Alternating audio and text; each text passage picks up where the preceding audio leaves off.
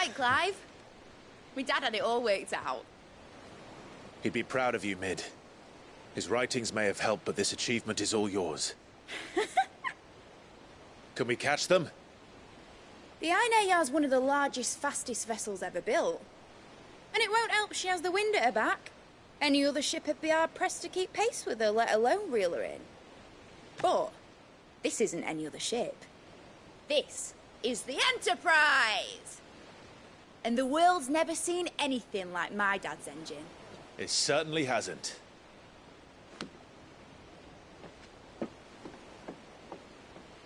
Clive, what do you know of Barnabas Tharm? Only what the bards sing. That he sailed to Ash from southern lands. That it was his mastery of the blade which won him the throne. And that his sword, Odin's sword, can sever the very threads of creation. But don't lose any sleep over a last tilt. We'll do what we must to survive. What we must. The light! I thought this cove was meant to be hidden.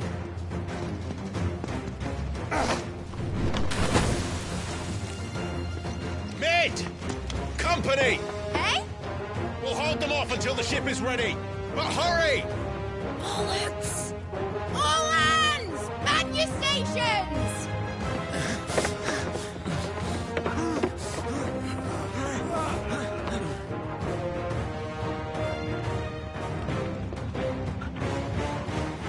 Everyone with me?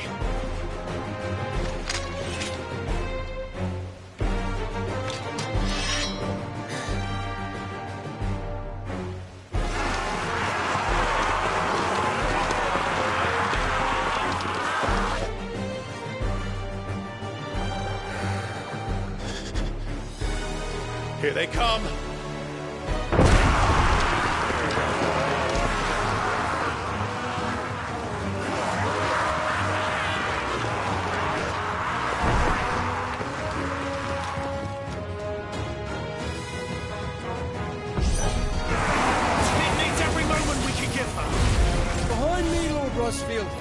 I'll take care of these fuckers. Behind you?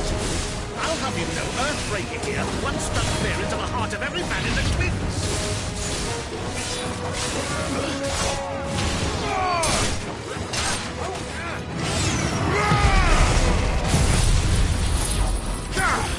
This one.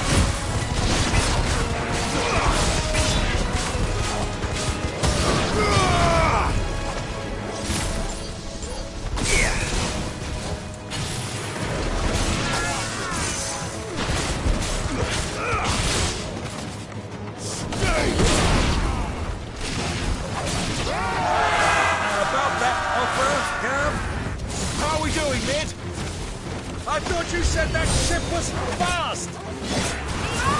Once you get going, well, that takes time! Unless you fancy giving us a push, you lay in the old sack of gas. Old? I haven't felt this alive in 20 summers! Come on, then! Which of you lot fancies meeting Ogre Killer next? I thought it was called Heartbreaker.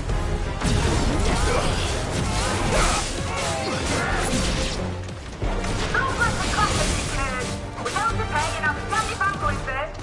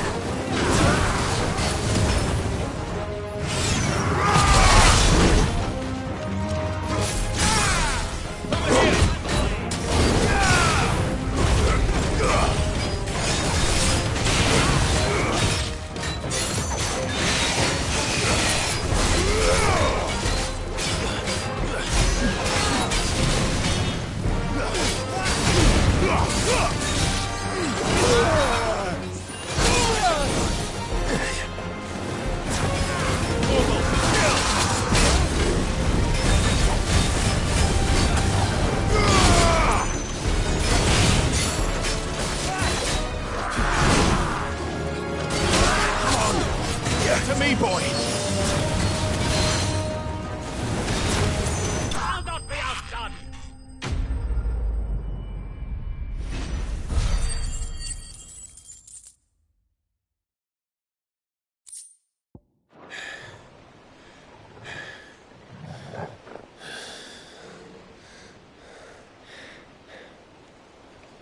That was easy enough.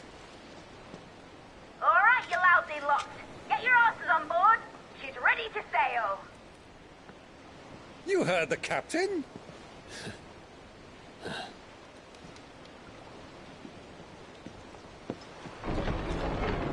Clive?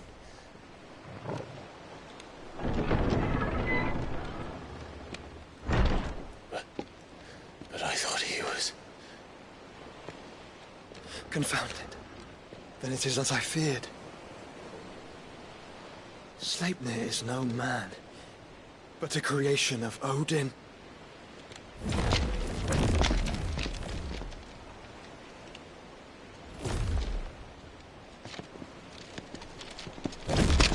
Phoenix's fiery fundament. Have you no normal enemies?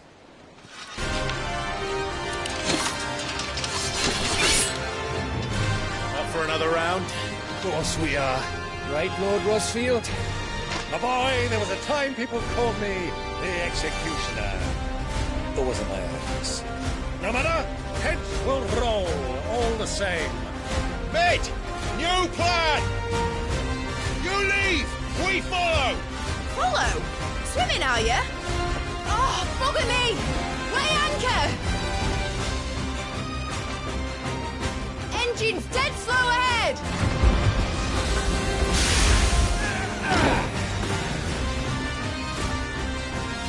Have care, my friend. 'Tis not blood that runs through an eddie's veins. These foes will not fall easily, but they will. Like oaks before a woodman's axe. Good thing I brought one! It's over! How long are we meant to keep this up? As long as it takes. Unless you have a better idea. Well, I've already killed at least 5 of the bastards. Fuck it. Let's do the lot.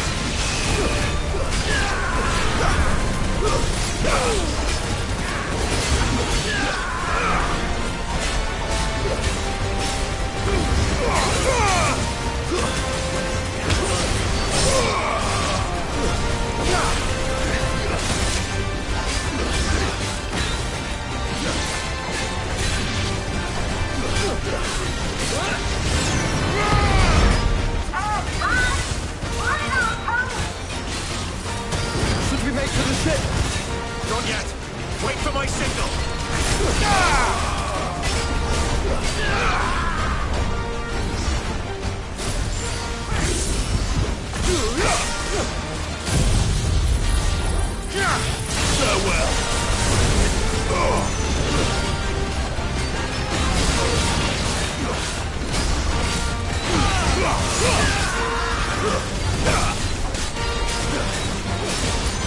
In your own time, Clive!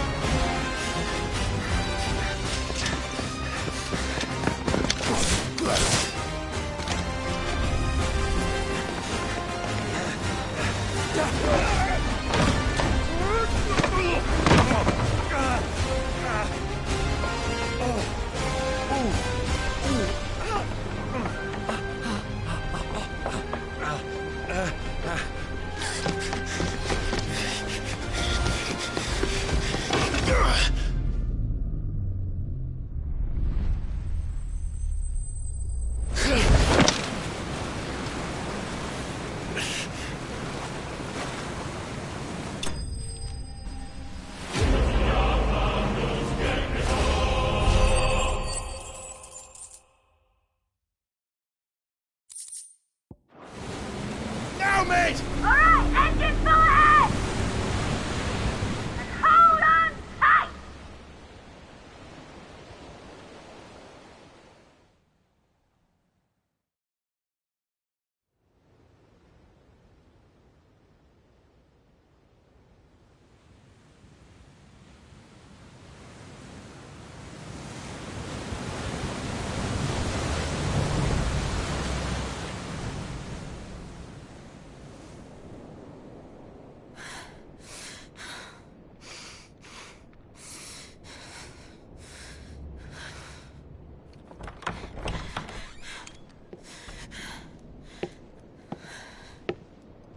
What do you want?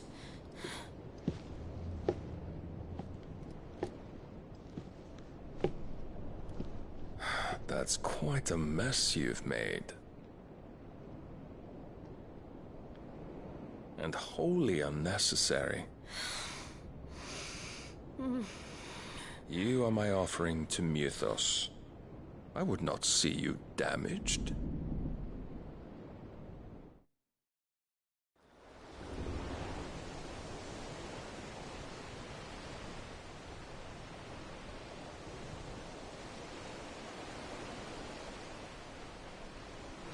Now back to your stations! Every bell spent treading water puts another league between us and the galleon.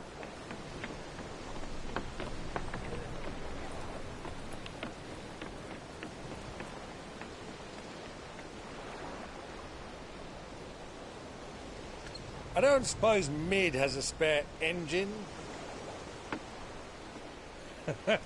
Since you rose from the grave, my fortunes have plummeted. Are you absolutely certain of this quest of yours, Clive? The foes you face are as terrible as they are numerous. Aye. And they'd have us live and die on their terms, which should answer your question. Ah. You have that same stubborn look as your father did when he set his mind to something. On the battlefield, I am but a single axe. A deadly one, mind, but a single one nonetheless. Yet what you require is 1,000, and I believe my old friend in Brandalar can provide them.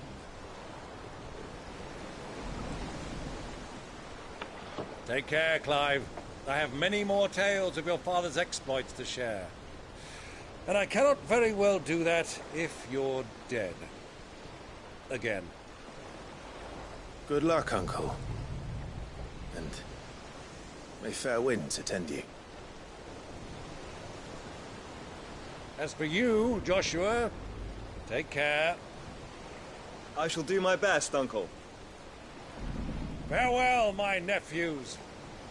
When next you see me, it shall be with an army at my back. Oh, oh, yeah.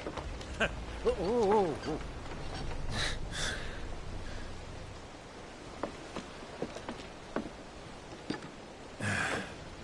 Cheerio!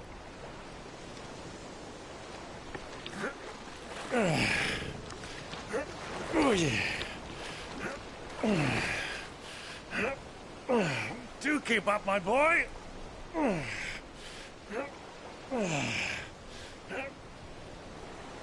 Well, we can't have him showing us up now, can we? We would never hear the end of it.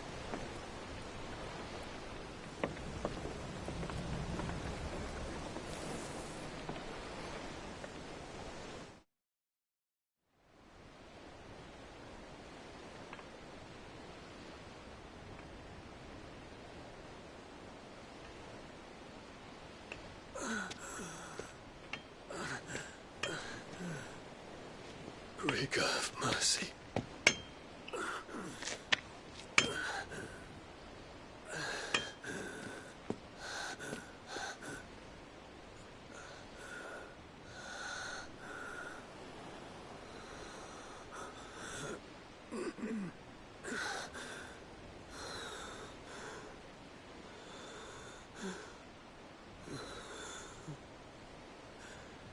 All this,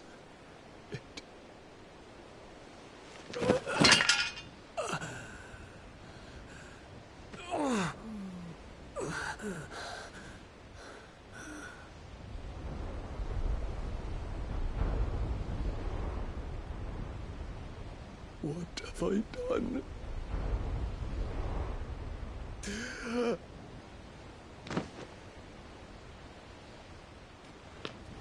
My lord.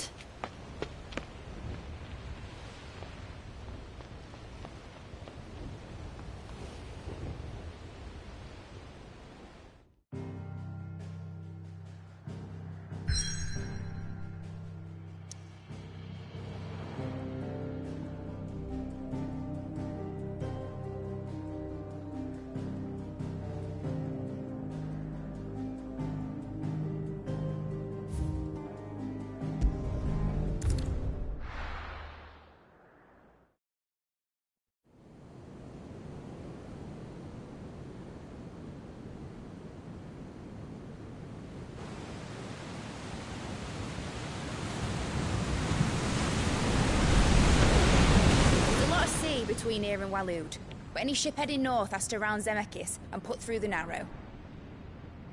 Maintain our current bearing north-northeast, and we'll catch the Black Galleon before she vanishes again. What's to prevent her from circling around Ash from the south? With these winds in those waters, it'd take 'em forever and a fortnight to reach Stonehere. Mid knows what she's talking about, Clive. Better than any of us lot, anyway. I say we do as she tells. Sails on the horizon. She's ours.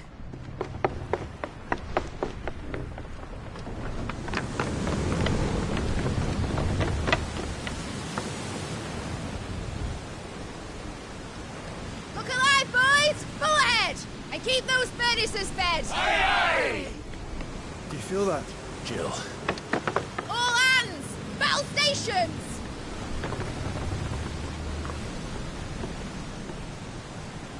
Let's see what this girl can do.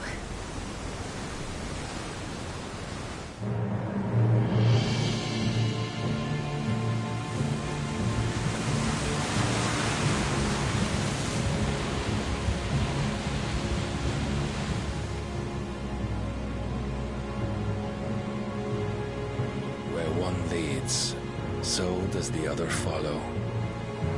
The bond of consciousness which joins them condemning both to the same fate. Yet my every attempt to strike it from their hearts serves only to tighten its hold.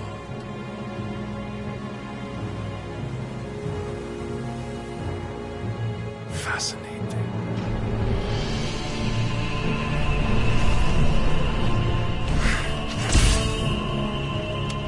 But then, there is naught my blade cannot sever.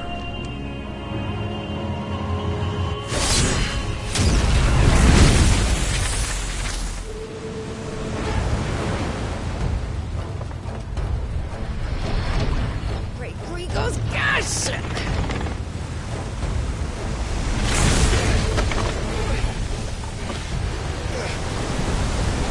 One of us. Hard port! Heads down, you brutes! And brace for impact!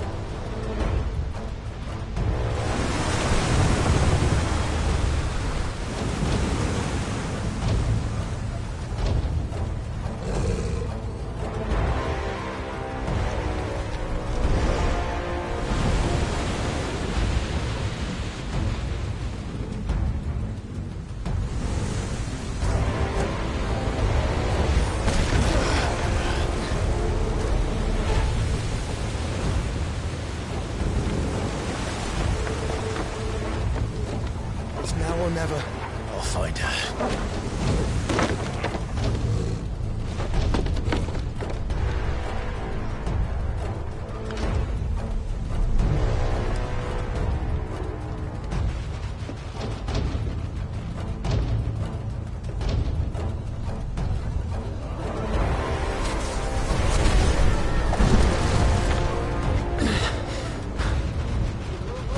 Bloody hell! Out of starboard!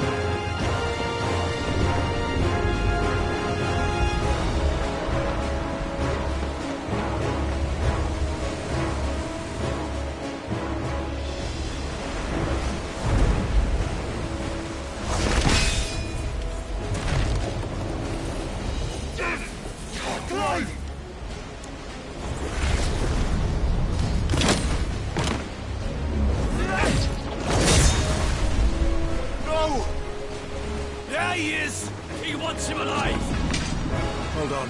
I'm coming. For both of you. That's the shepherds!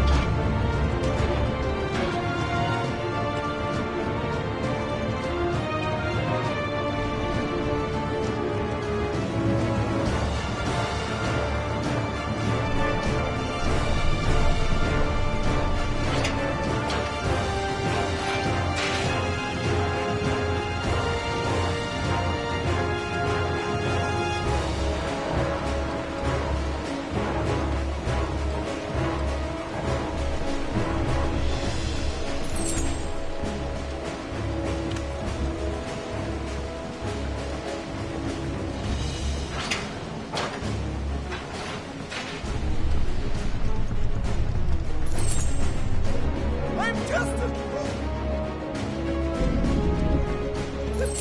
My dick! My dick!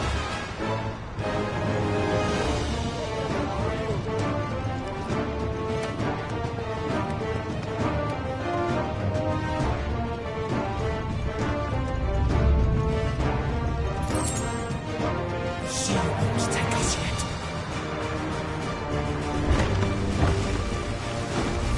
Any of us? And only one of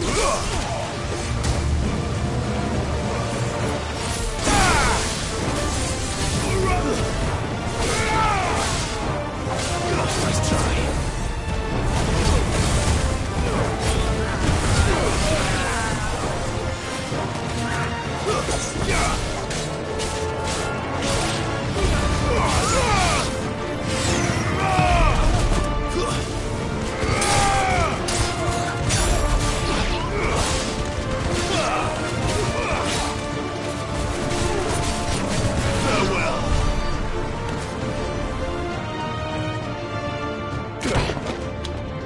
Jill! You came. Get back!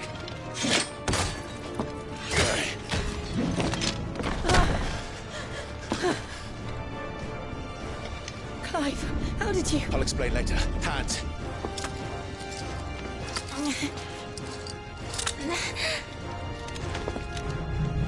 Can you walk? Out of here I can.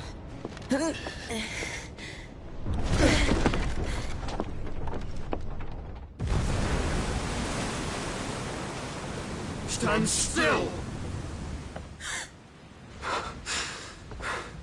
Phoenix. Are you not the dominant of fire? I see naught before me but a guttering flame.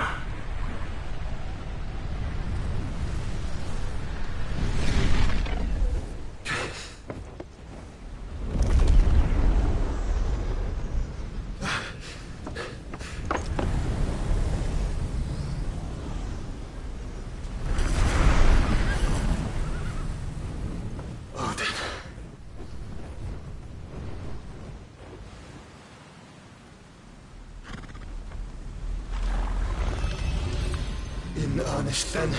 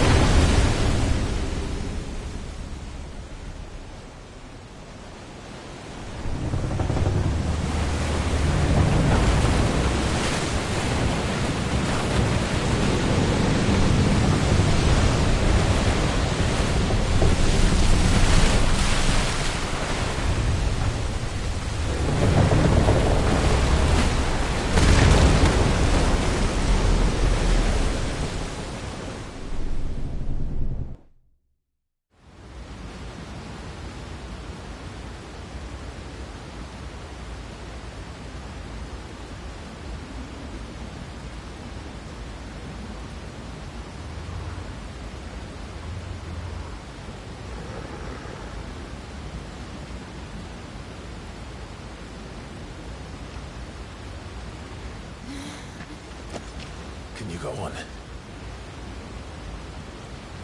I think so.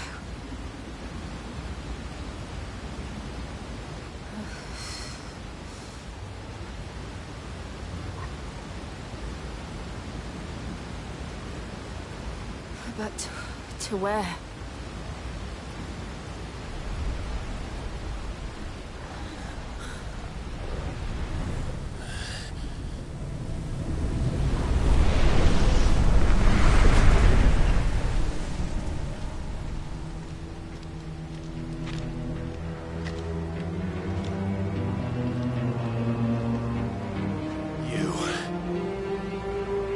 What did you do to Joshua? The Phoenix? Oh, I expect he will survive. This consciousness in which you coil your feeble souls is grown thick with desperation. And thus has my master turned to my blade.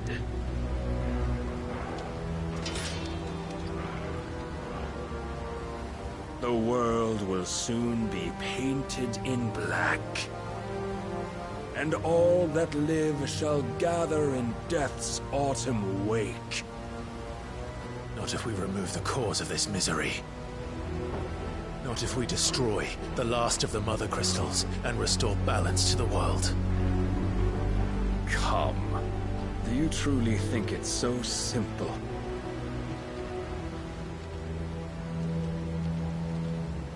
The Blight is inevitable. Not even the Almighty might stop its endless march. Your efforts will avail us naught. Naught, that is, but suffering. You must embrace the truth, Mythos. Accept your place with the Lord. Keep it. As long as there's a chance, there's a choice.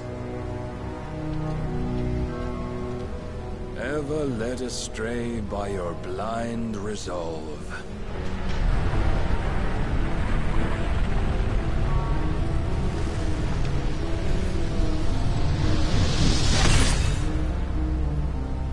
Now, it is time you learn the inevitability of your divine fate. However much it may hurt.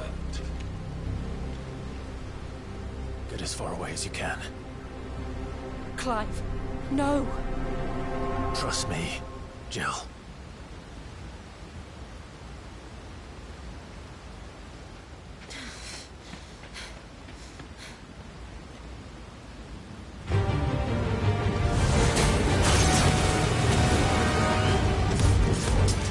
We don't have to do this. Oh, but we do. If only to remind you of your duty.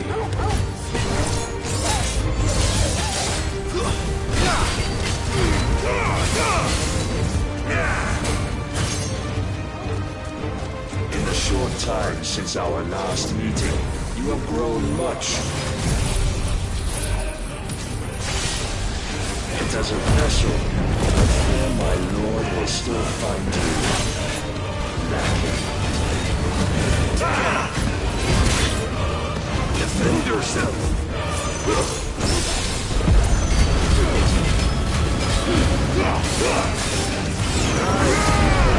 All this fire and fury, and for what? Stopping the Blight. A foolish notion fed to you by a foolish man. How dare you? You know naught of this world nor of our place in it. If our fates were so easily rewritten, we would all be gods.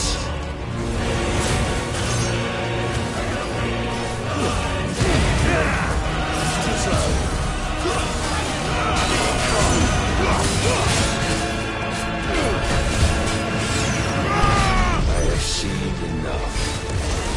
If reason cannot sway you, there are other means of persuasion that might.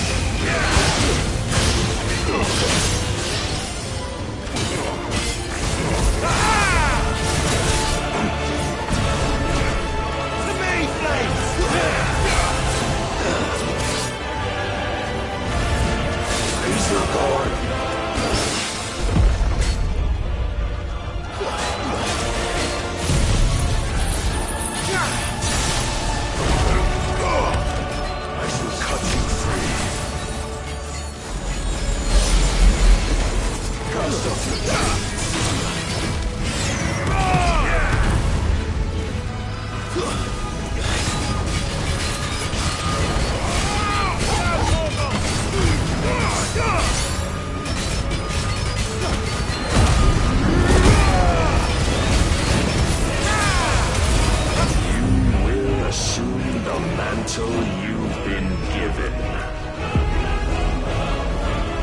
And thus is the light of hope severed.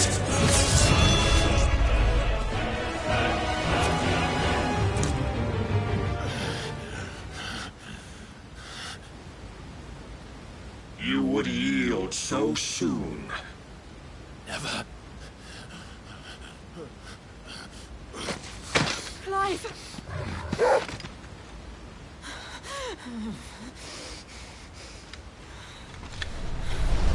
Do you not see? Your iron will weighs you down, dragging you ever further from your purpose. And what is my purpose? Mythos. Who are we? What are the dominants? The breath of the Creator still warm on our lips. We carry his light that we might guide the masses in his name. We are but mighty acts of God. We are more than that. You would be nothing without what he has granted you. The power we wield is his, and yet every time we draw upon it, it wears away at our very being. It breaks us. It unmakes us, that its immaculate aspect might reveal itself. The icon. It is too much for even his chosen few. Apart from you, Mythos, you wield the might of many, yet your body does not answer for its avarice. What are you saying? What I am saying is that we dominants are a means to an end. We were created for you, that you might drink deep of our strength and thereby fulfill your divine purpose. Which is? To feed. As you would know, could you only look beyond the walls of your prison of self-regard.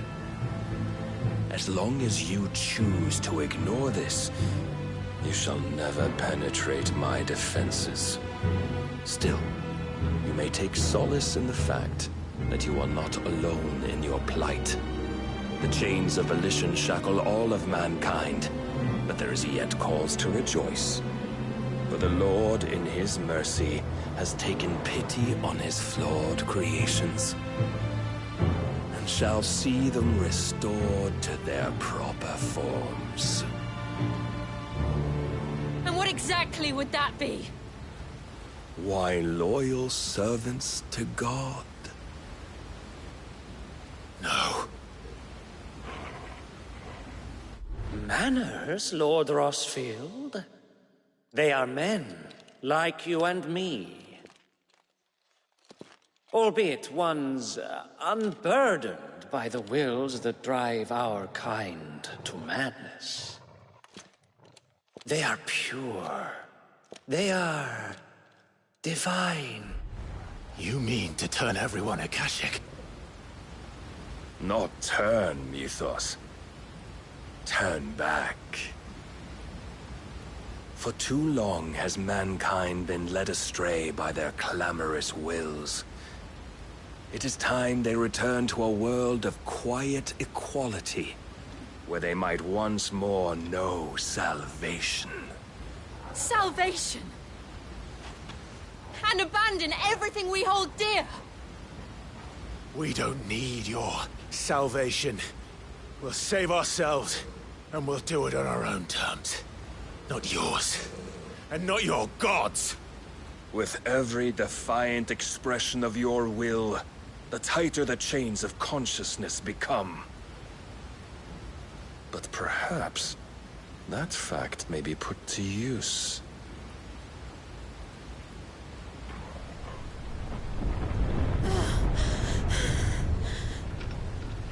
Clive! The faster it binds you to the remaining dominance, the stronger your hunger will become.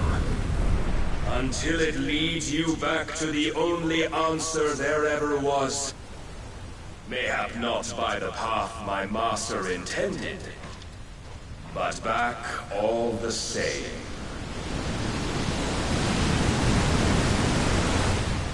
Ash is not far. I could freeze a path. You're in no fit state. Probably not, but I can try.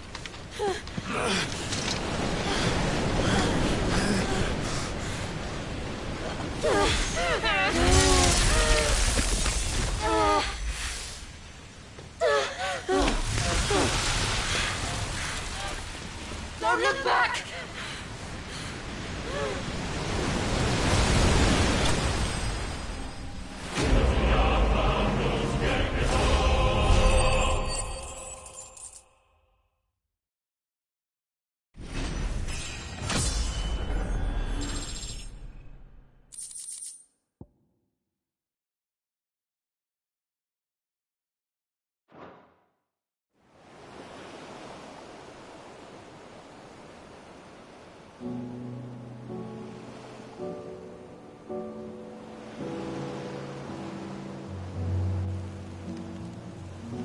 I hope the others are safe.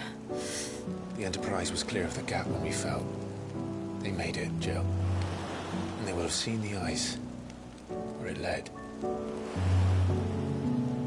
We need only wait till dawn.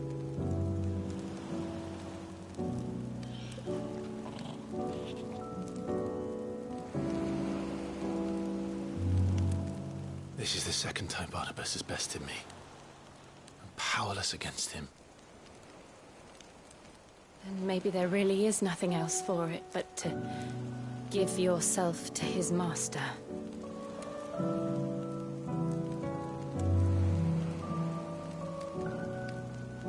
Only you won't do that. The Clive I know would never do that. So you believe? But do you really know me? If what Barnabas said was true, then I'm more monster than man. And each time I summon the flames from within, I burn away the things that make me who I am.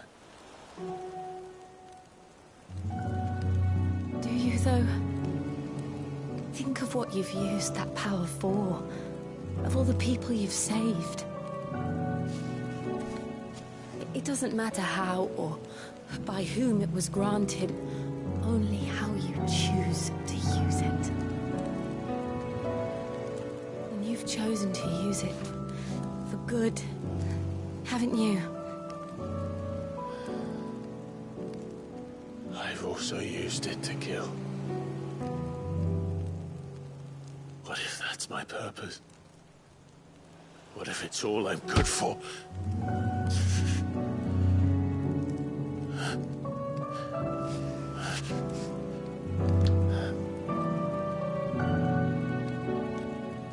You're still that same boy I grew up with.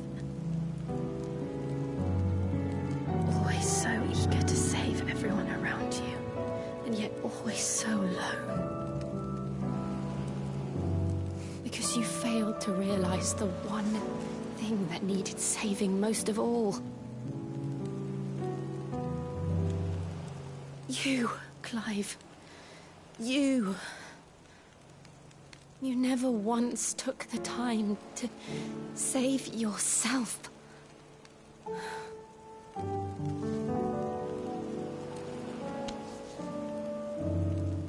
Myself? I think I might be beyond saving. No one is beyond saving. Provided they want to be saved. You fight to survive. And you survive so that you may protect those you love. It's what you do. What you've always done.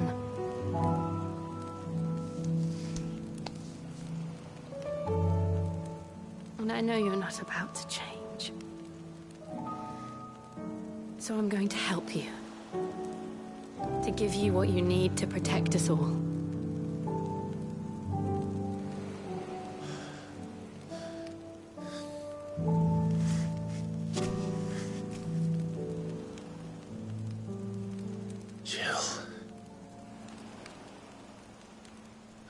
sure.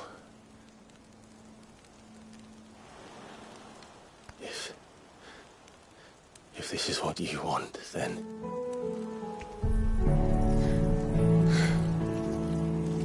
Don't worry, Clive. It is.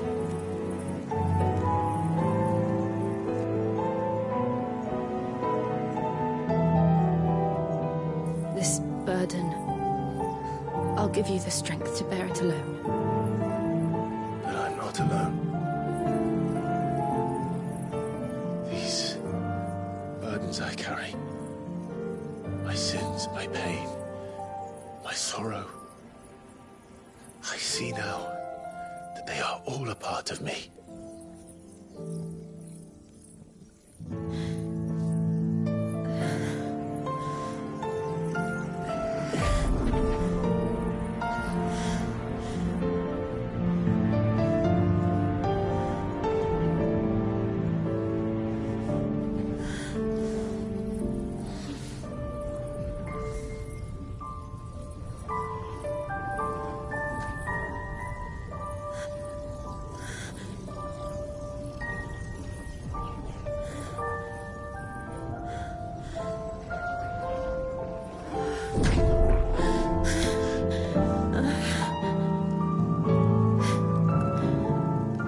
If I'm to continue on, having pledged my life to those I love,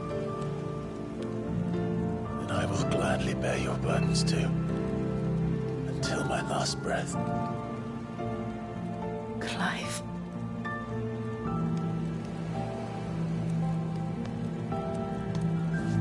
I promise you, Jill,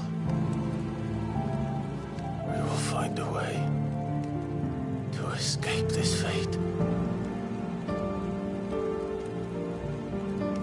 Find a way to save each other.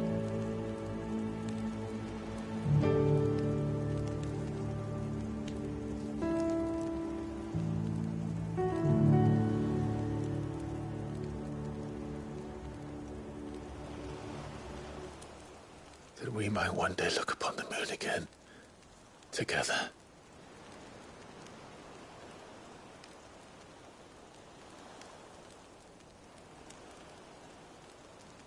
And I promise you, Clive, that I will be there, no matter what you must become. I know.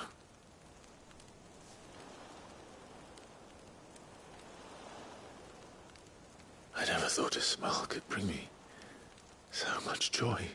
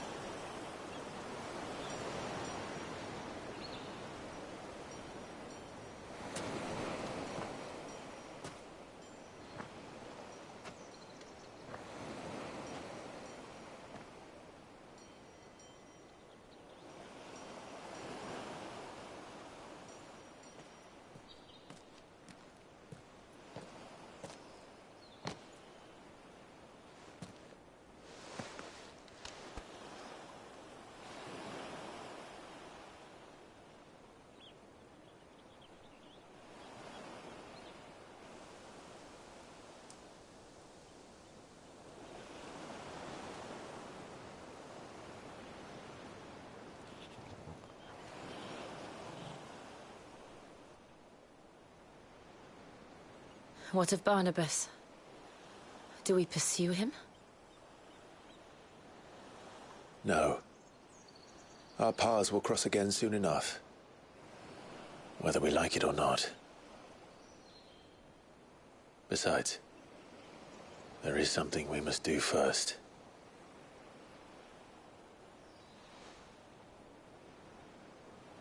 Of course. Drake's spine. The last Mother Crystal. The Einherjar is at the bottom of the sea. Waloed won't dare move on Storm without her. But they know we're coming now. We'll need a plan. And a damn good one at that. Then let's go home and find one. Ash will have to wait.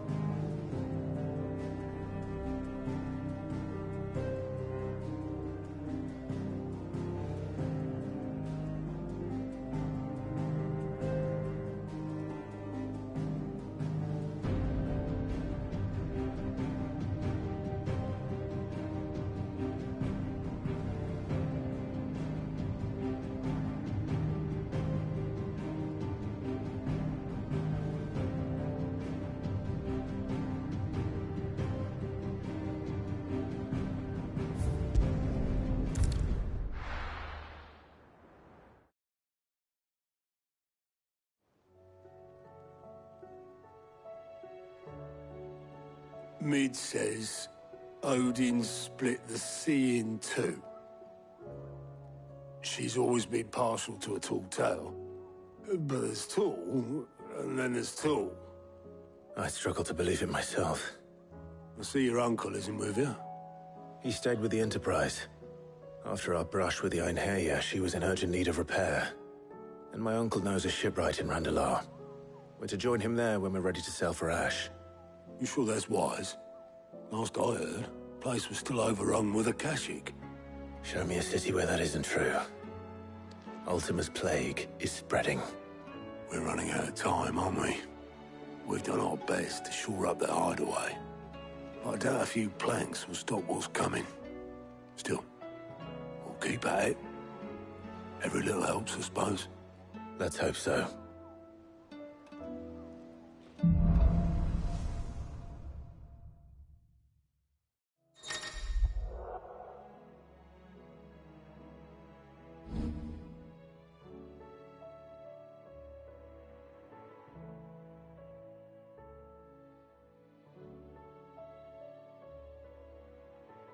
I should visit Joshua, assuming Talia will allow it.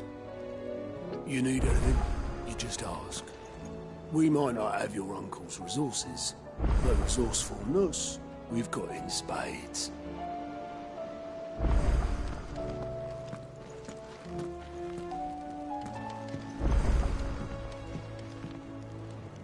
Heard the bad news then, did you? What bad news?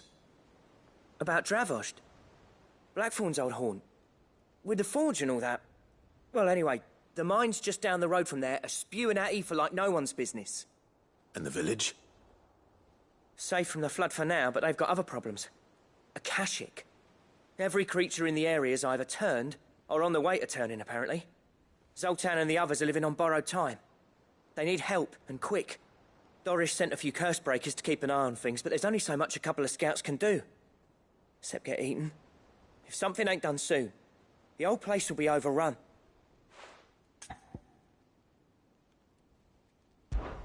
I won't let that happen. Didn't think you would. Does Blackthorn know? I thought it might be better if he didn't. He'd only do something stupid. You reckon we should tell him? No. It's better this way. Yeah, well, I can't stand about knowing what's happening out there, so I'm off. I'll see you in Dravost.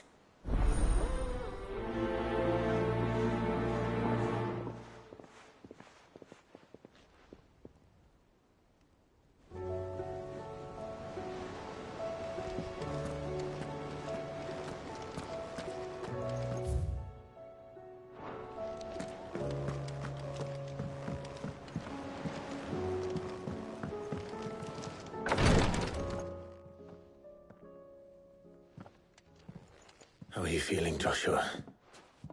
Better than I was. But not nearly as well as you should be. Your cuts and burns may have healed, but your body still bears the burden of every spell cast. And what would you have had me do?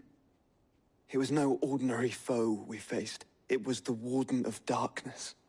Yet still, it was not enough. The king could have ended me at any moment, but instead chose to toy with me like a curl does a mouse. You underestimate yourself. Oh, it was crystal clear.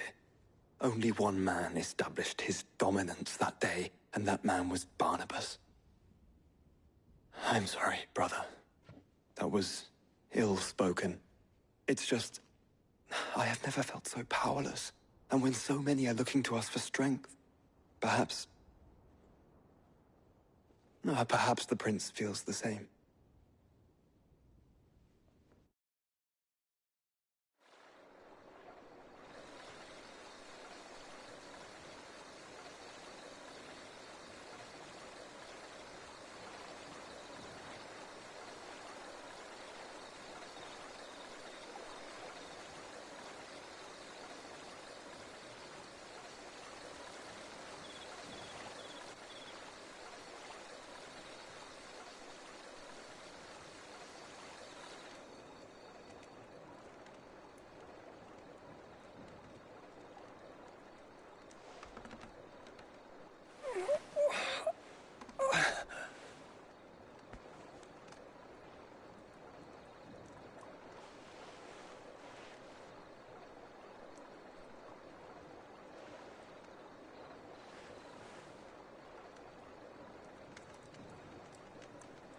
What is this place?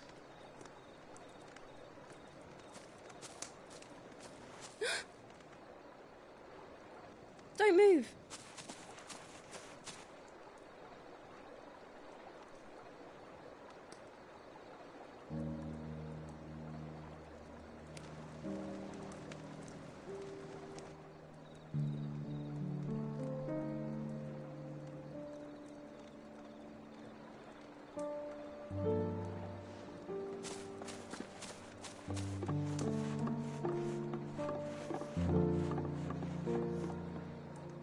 Here, it's fresh from the well.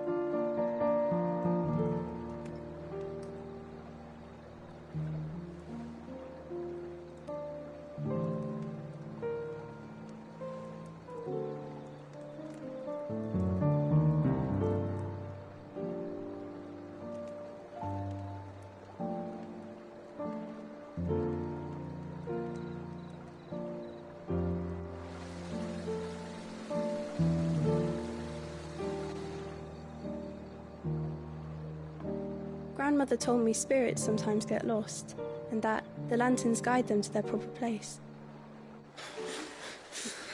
I set one on the river for her when she passed away.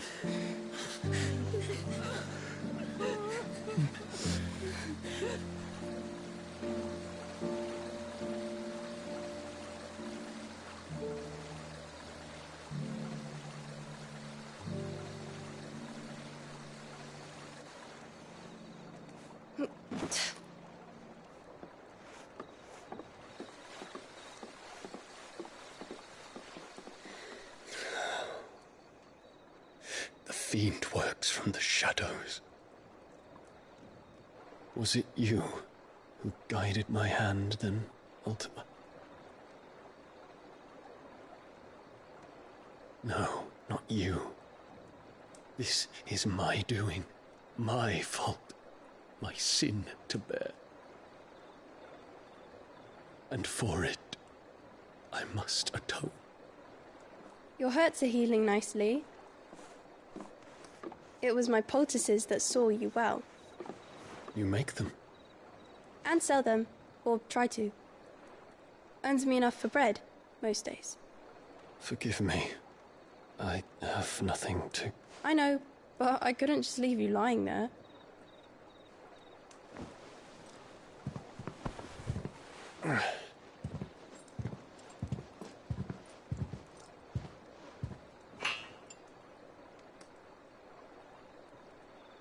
You're going then? Of course. I'm healed. Thanks to you and your poultices. Will you promise to come back and visit?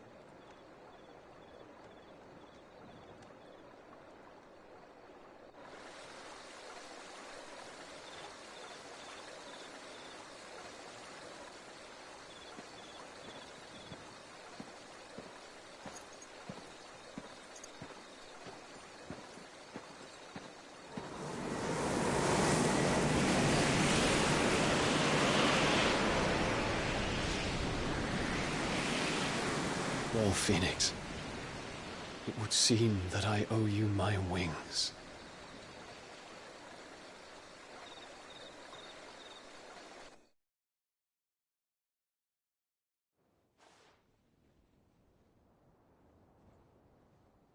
Perhaps he can find an answer. You will be returning to Waloed soon, I gather. I see no reason to wait. Then neither do I. I can think of a few, but I doubt they'll stop you. You will take your medicine. Of course, Lady Daya. Set on leaving already, are you? How long will it take us to get back to Ash? Dunno, about the same amount of time it took us to get here. Maybe less, if your uncle can find someone trustworthy to patch up the Enterprise. All depends on where we're putting into port, mind. Yes. It's not as if we can put ashore wherever we choose. We have to assume that the whole of Ash is hostile, and that we'll be attacked on sight. Then we must find a place they won't think to look. And I have an idea who might know of one. The Professor! I'll go and tell you coming. While you're plotting our course, I'll be in the shelves with your lawsman. I wish to pick his brains about Ultima. Then I'll talk to Karen about supplies for the journey. They may not be easy to come by in Ash.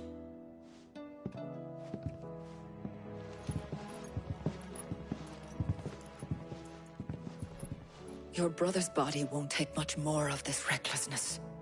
You know that, don't you? I do.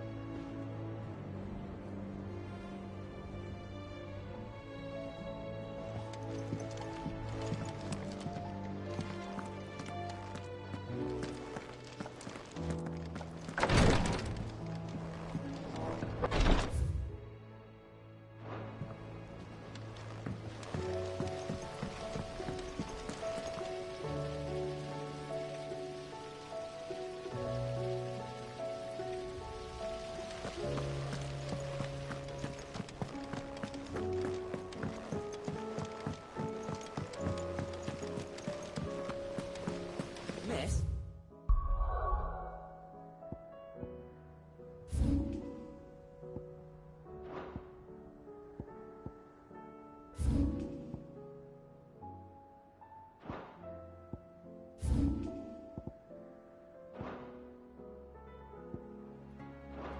Can we read Miss Editor's story for our lesson today?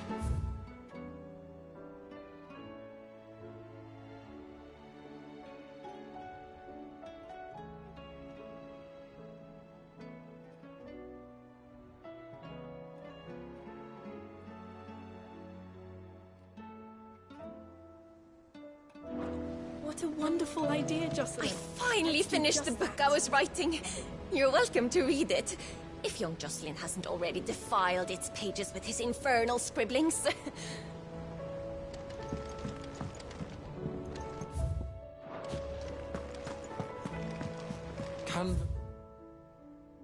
Lost? It can't be true.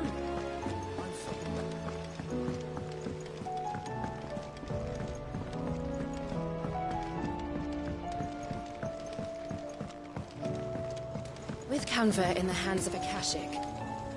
Ah, Sid. Just the man I was hoping to see. Did you have a mo? Don't tell me. You need more bomb ash. Oh, no? We still got plenty of that left. I'm working on bringing another one of the Chief's designs to life. This time, it's a new smelter.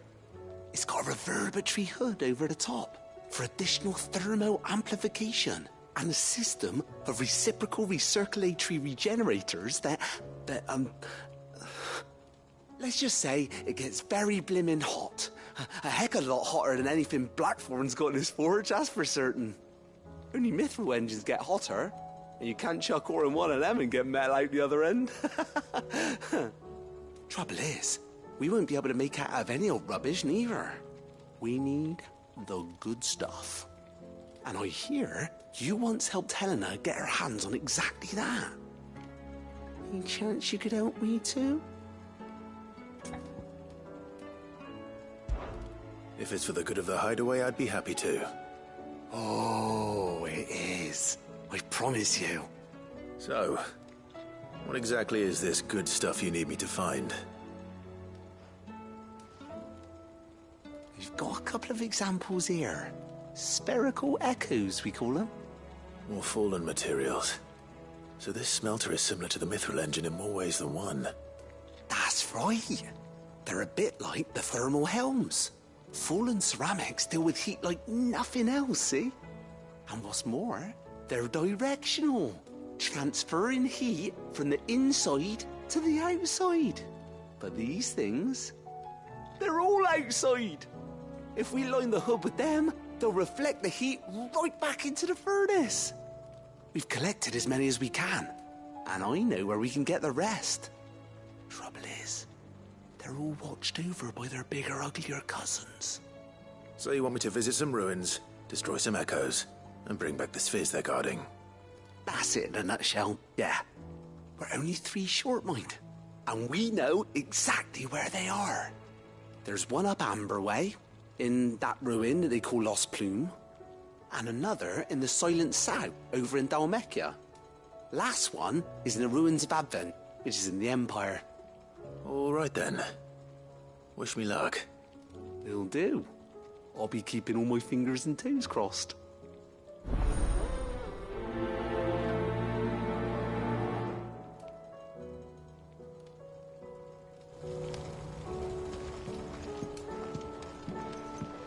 How was she? The Enterprise.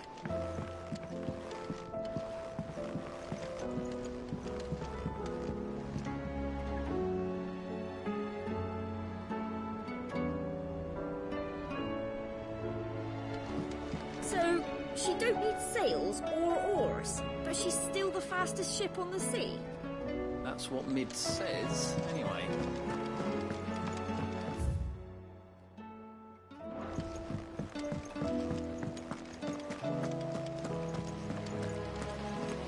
Then again, why settle for low-born chaff when we've honest-to-goodness royalty right here beneath our roof?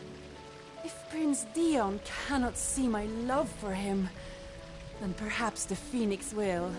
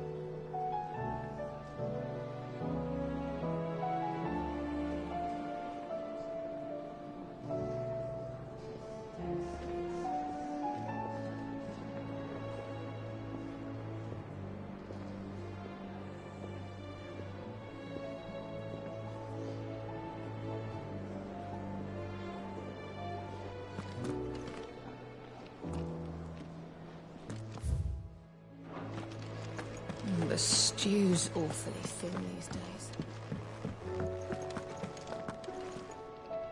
My Lord Marquis, I heard about Eastpool. That some of my fellow Guardians are to build a new home there, both for themselves and for Madame Martha's bearers. Is it true? It's true. The village is to be rebuilt. I have many fond memories of Eastpool. When I was a child, we would visit my aunt and uncle often.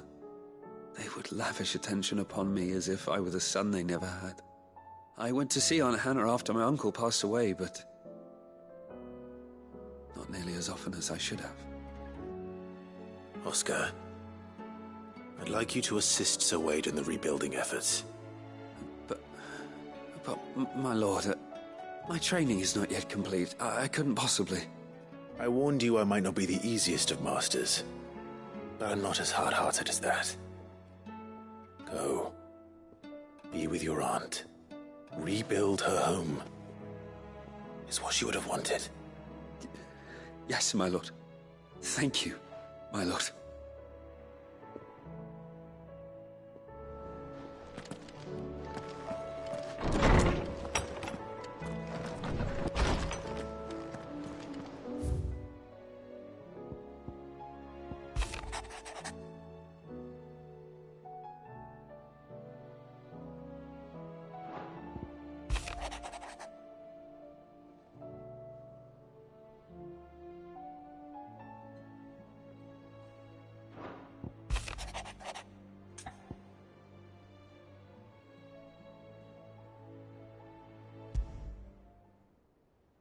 There's no way of knowing if Doris will confide in me, but I can speak to her at least.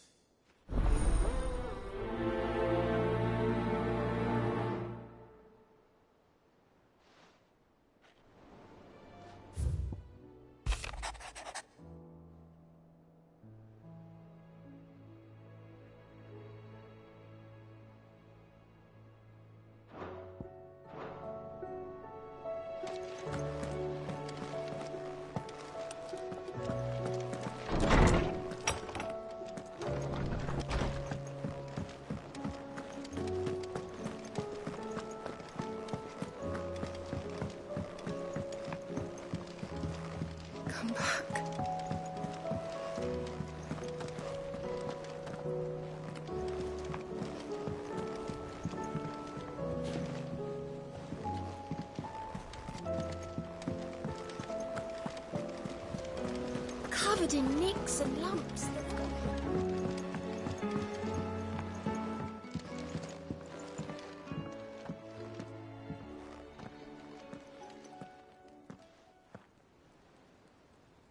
Where are you? Can I help you, Sid? I'm looking for Doris. Is she here? I'm afraid not. She's at Martha's Rest on a job. My job, actually. When she heard what the mission was, she insisted on going herself. Alone. Did she? What was the mission? Following up on some new information. Once they'd settled in, the bearers you helped liberate in the Dragon's Eyrie were keen to talk about their imprisonment. And about their captor. The slaver Cole's team were tracking when they were attacked by the Beastmen. I'll go and find her. She's at Martha's Rest, you say? If she's not moved on already, yes. I hope everything's all right. Why would Doris insist on going alone? Maybe Cole was right to be worried.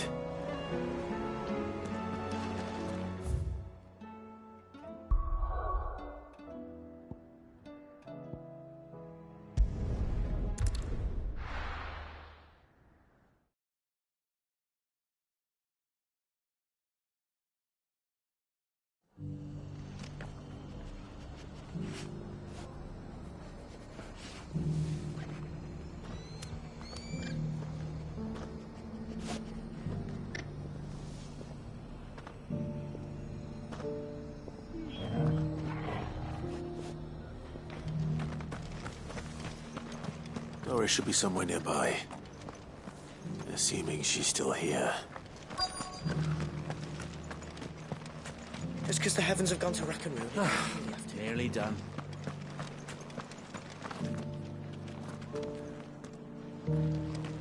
I've got greens of all shapes Looking and for shelter, sizes. are you? Colours too. Come on inside, I'll Mostly introduce you green to though.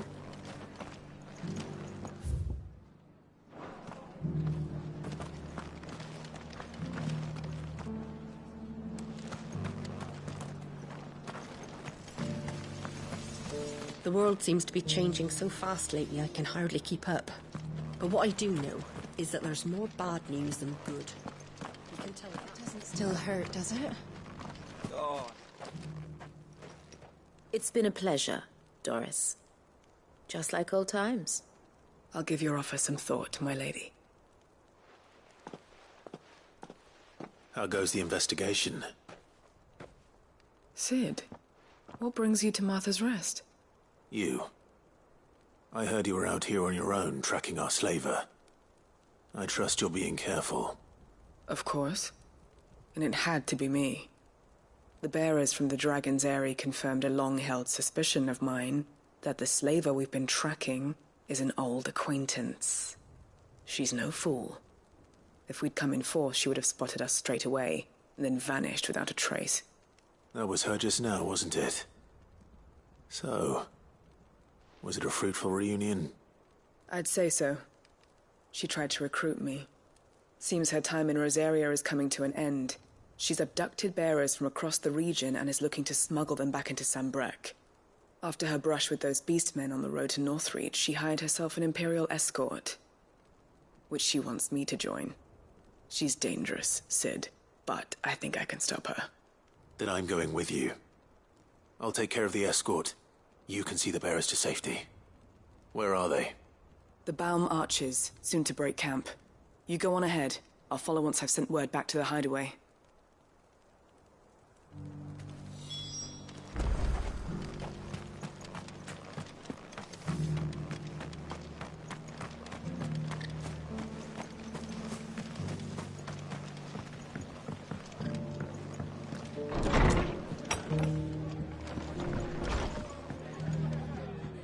Ah, Clive, I was just about to send for you. I'd like you to take something to Sir Wade up in Eastpool. Seeds for planting. Thought it was about time they started growing their own food. I'll keep providing them with whatever they need in the meantime, of course. But if Eastpool's going to survive, it's got to be able to fend for itself. As have those poor bearers. They've lived their whole lives in servitude, but now they're their own masters.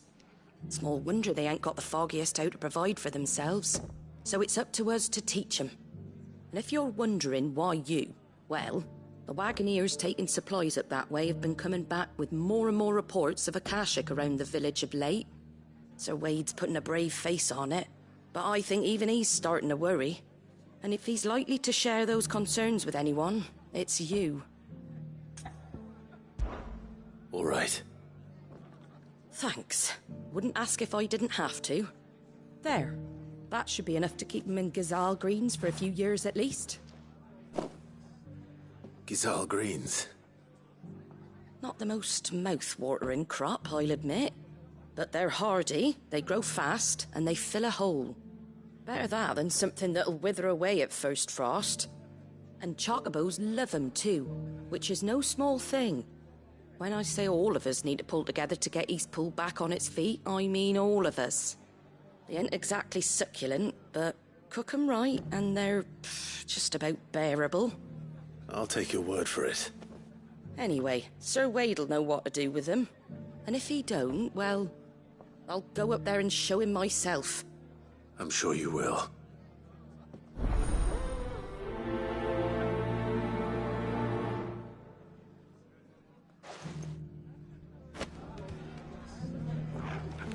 Are the bearers taking well to their new home, do you know? I sometimes worry how they'll manage without me to cook and clean for them. Get it, boy!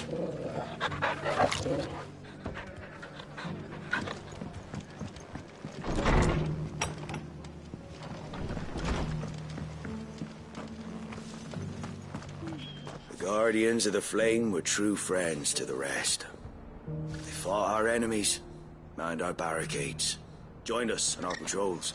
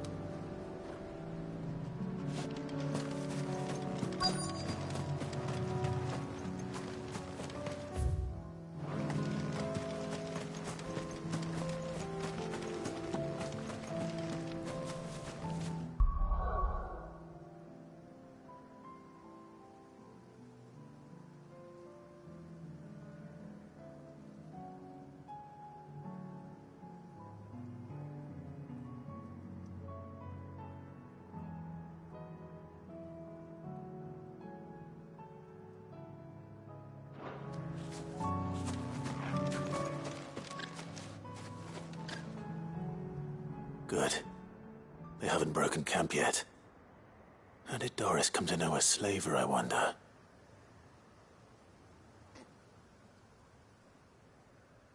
We've waited long enough. She's not coming. Ready the bearers. We're leaving. Back to civilization, is it, Mom? With all haste, lest any of you lackwits start talking like these feckless bumpkins. I presume your men are ready. We've suffered too many delays as it is. Any more, and I'll be docking your pay. Yes, Mom. Oh, but before you go, it appears we have company. Kill him. You're welcome to try.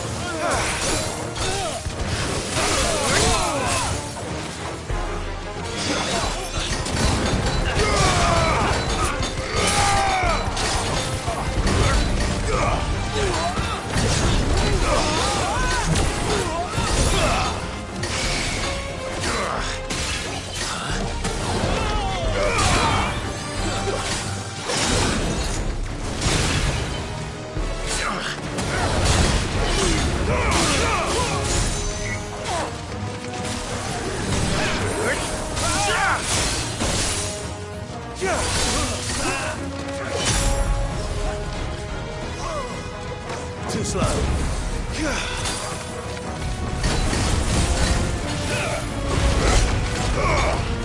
Well done.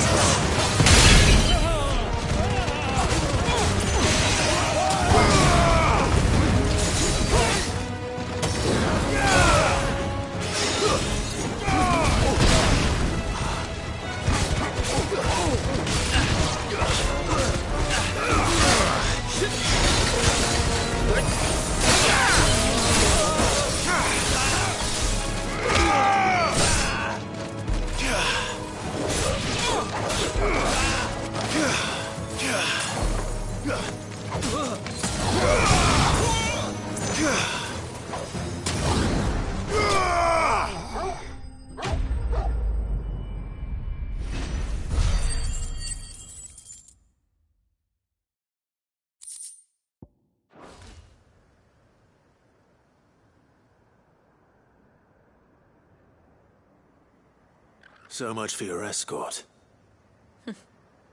You'll forgive me for not avenging my men. I'm not the swordswoman I used to be. I surrender. Do with me as you wish, Sid the Outlaw. Sid. Ah, Doris. I take it you're not here to rescue me from our brooding renegade?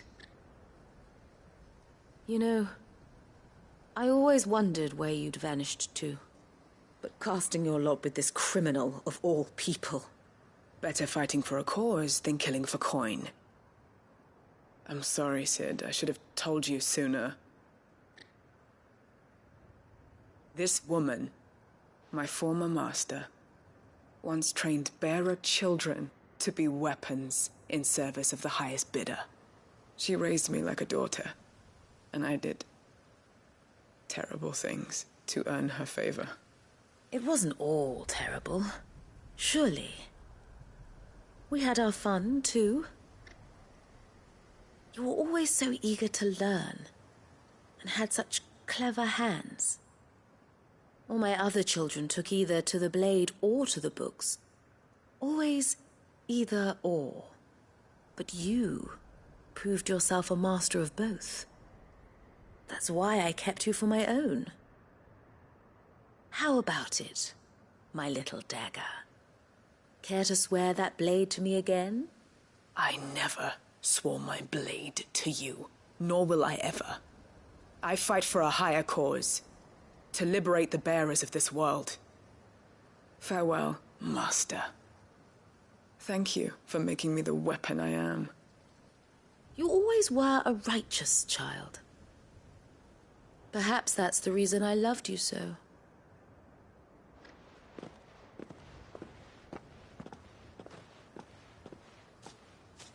What do you want to do with her? I am not the killer she wanted me to be.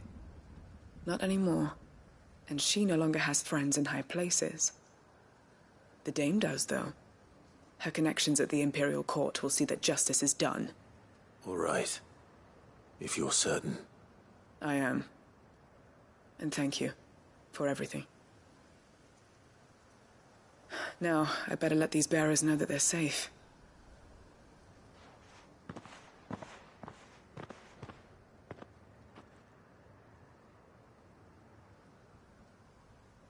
And I should head back to the hideaway and put Cole's mind at ease.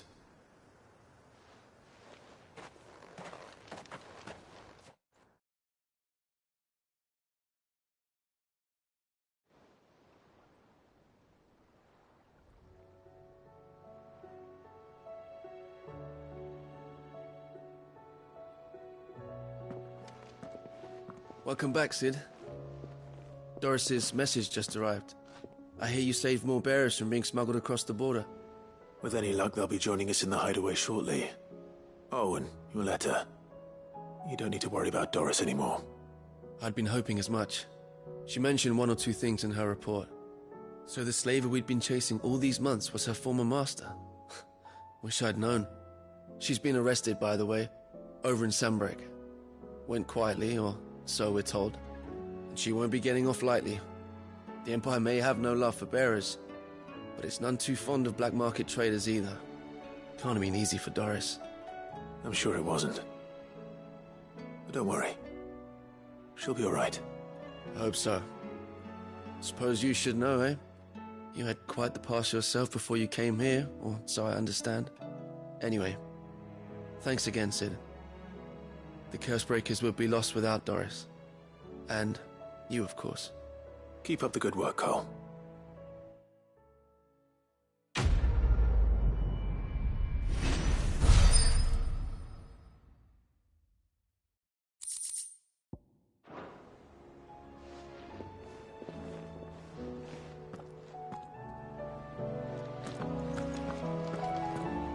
Karen says she'll provide what she can for our voyage to Ash, and has even agreed to forgo payment. Until our return, that is.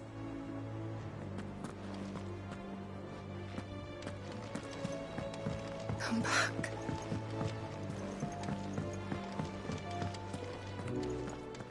Hope adrift on foam-flecked peaks, despair looms below.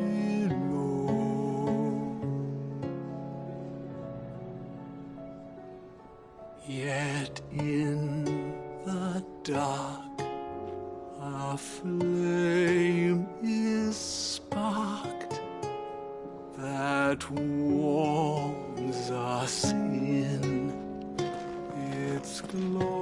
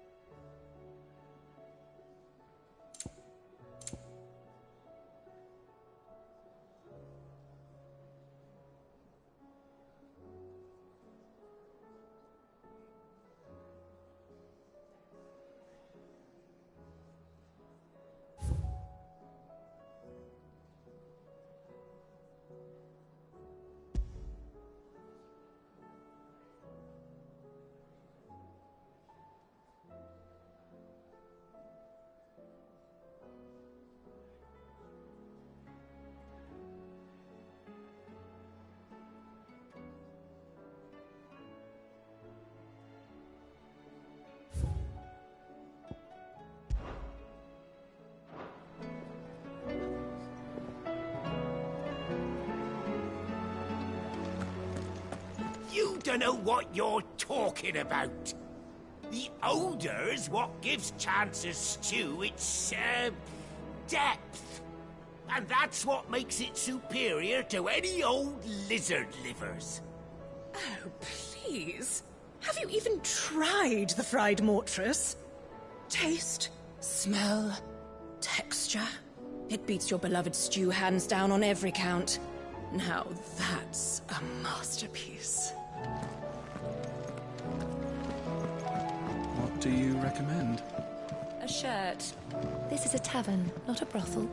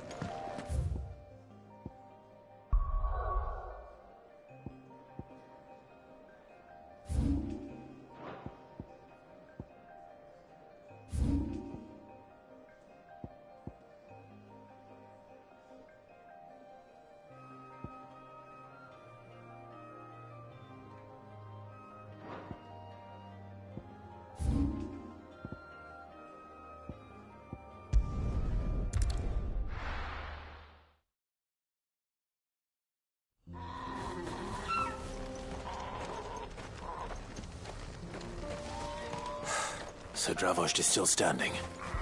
For now, at least. If you can swing a hammer, you can swing... Good day. Thank you. Farewell, traveller.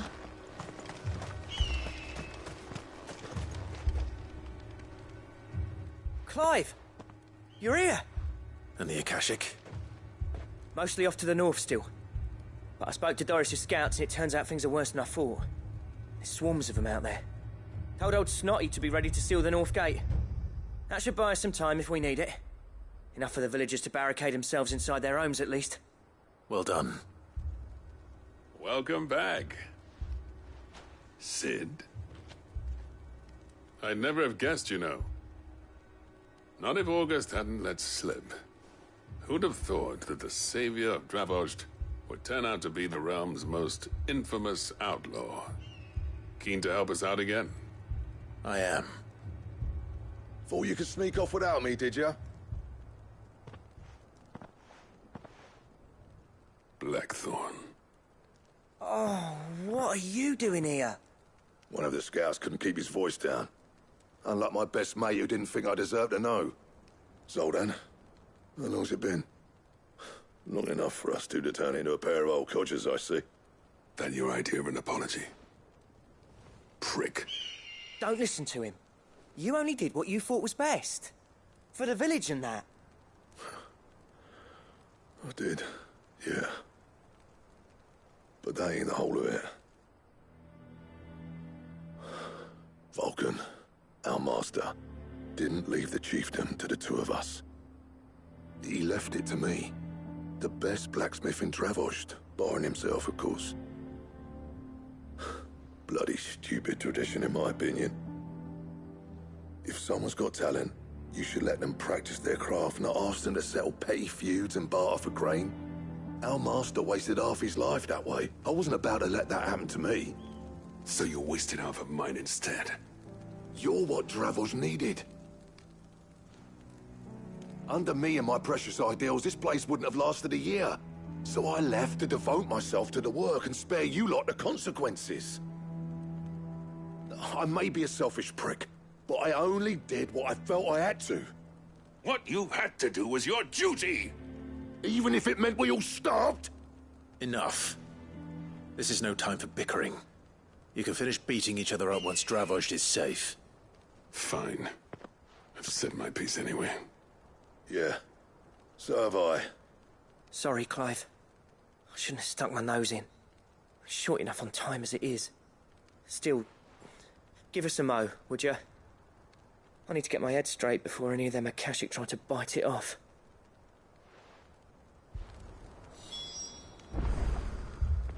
Just say the word. The villagers know to keep out of sight when the fighting starts.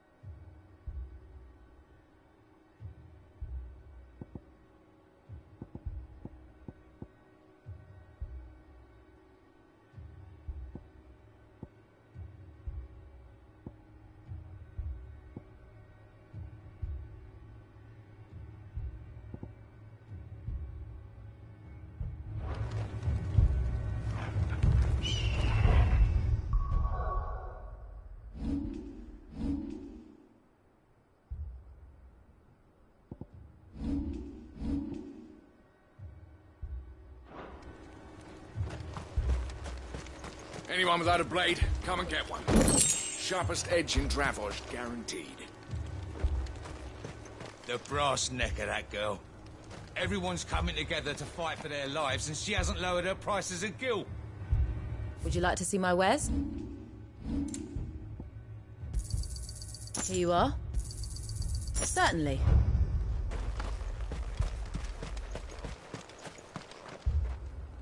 You, ready for the off, then? We can't afford to waste any more time. Right you are. Might be worth having one last word with the scouts, though. Don't want any nasty surprises, do we? Oh, and Blackthorn, you and Zoltan might be better off staying inside the... Akashic on the move. How close are they?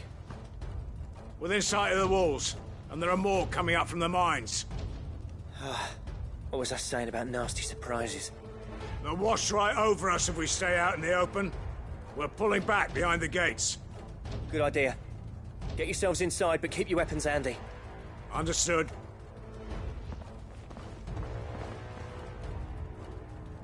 I'm prepared to fight if I have to. Well, let's hope you don't. That's our job.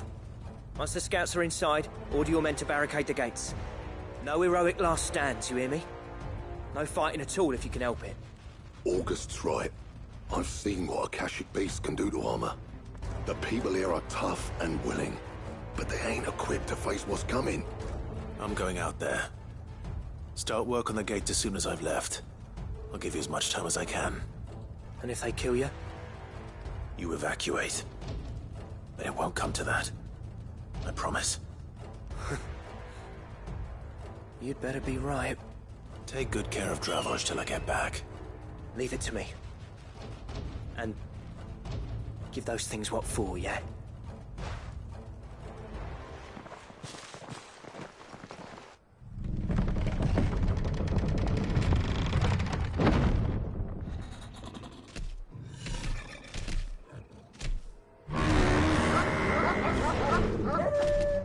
All right.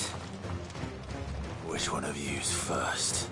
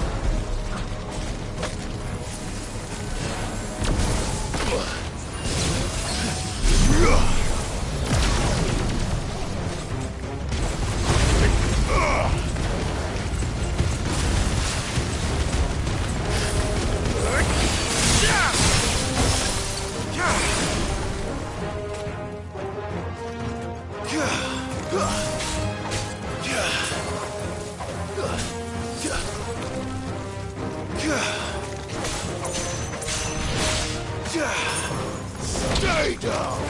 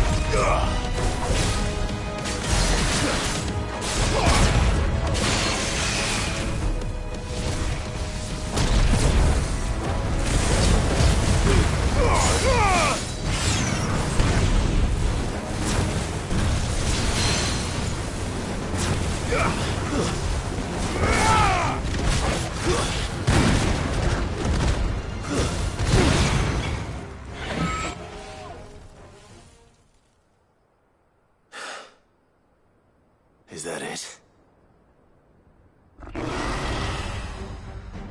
Apparently not.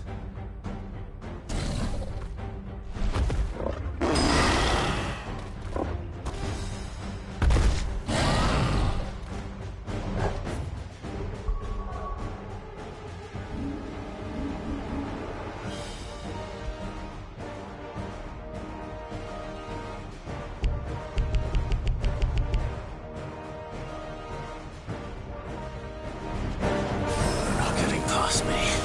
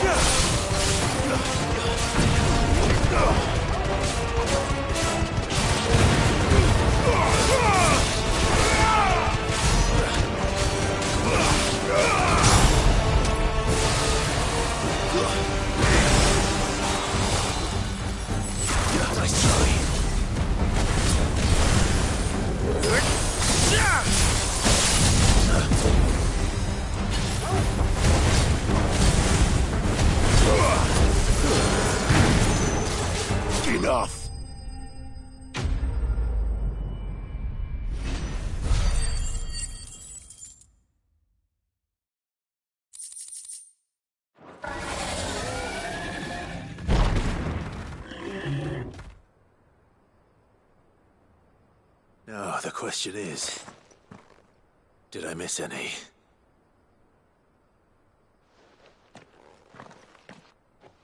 Man alive! You're still in one piece! I slew as many as I could. As many as I could, he says. The old bleeding lot, more like it. Well, almost. Only almost. Yeah, one or two did try to sneak over the wall. But we got the bastards, don't you worry. Good. Though you do know, more will come in time. In time, yeah. But we can think about them later. Let's get you back inside.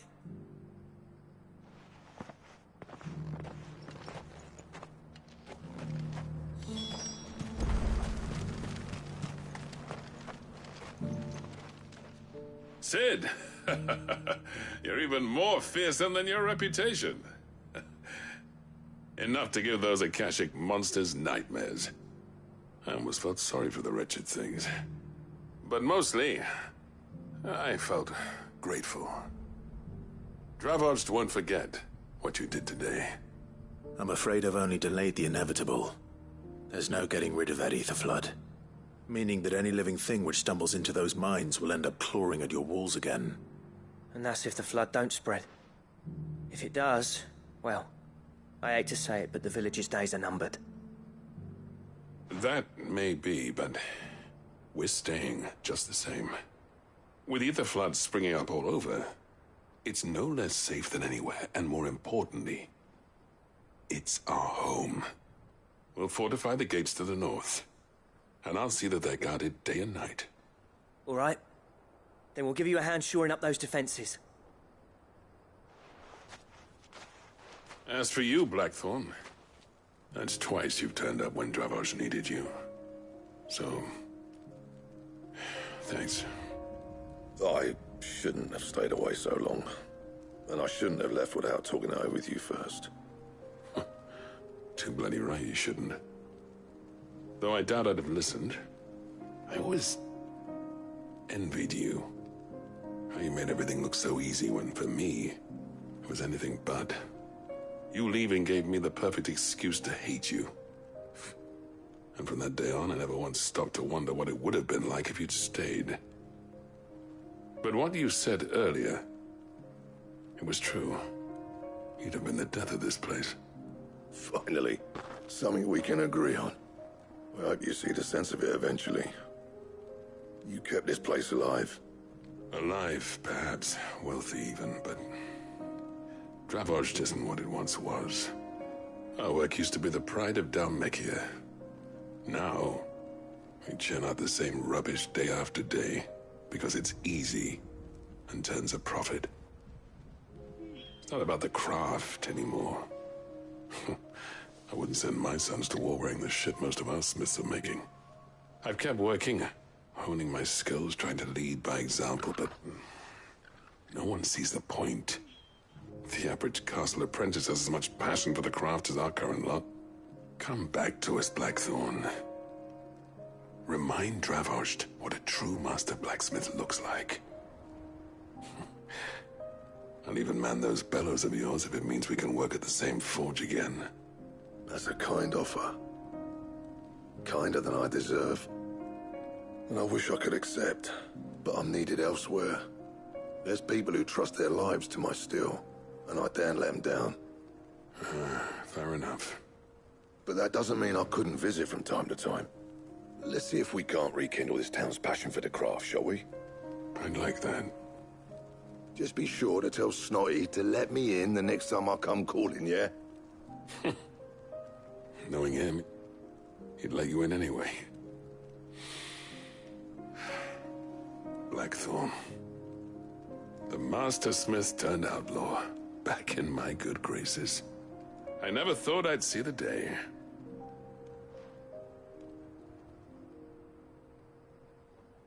I'd say that went pretty well, wouldn't you? Even better than I'd hoped. Sid, I've got something for you.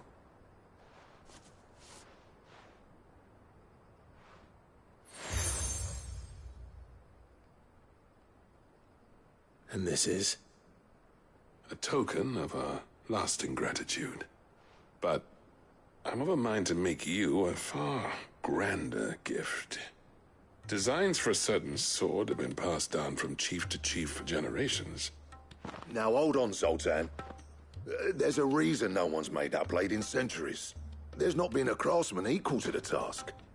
I'll admit your cinders make impressive steel, and I've learned to hone an edge Odin will be proud of. But the engravings on that thing are enough to make a jeweler cry. And they're not just for show, either. Have you forgotten what brought you back to Dravozd in the first place?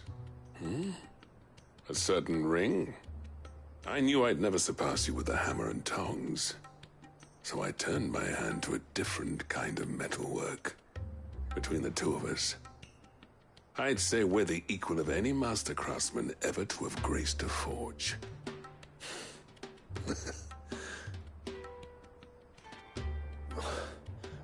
You know what?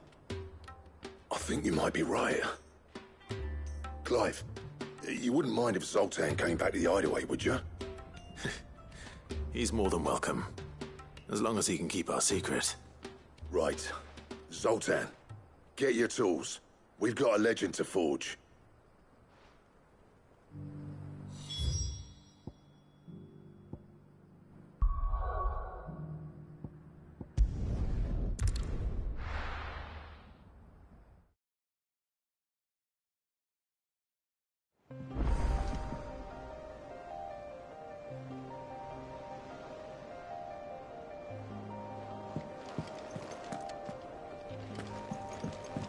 Come back.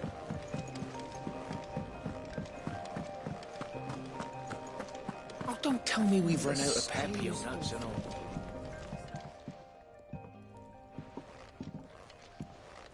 Ah, the man himself. We were just about to make a start on that sword I promised you. It's funny, but none of this would have been possible without your help.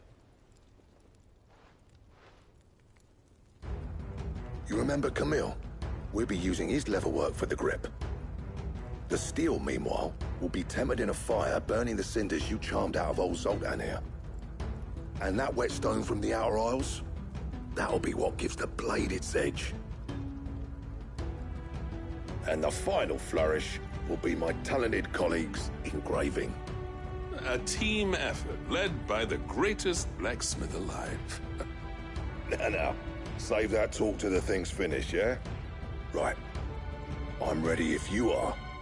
To the bellows it is, then.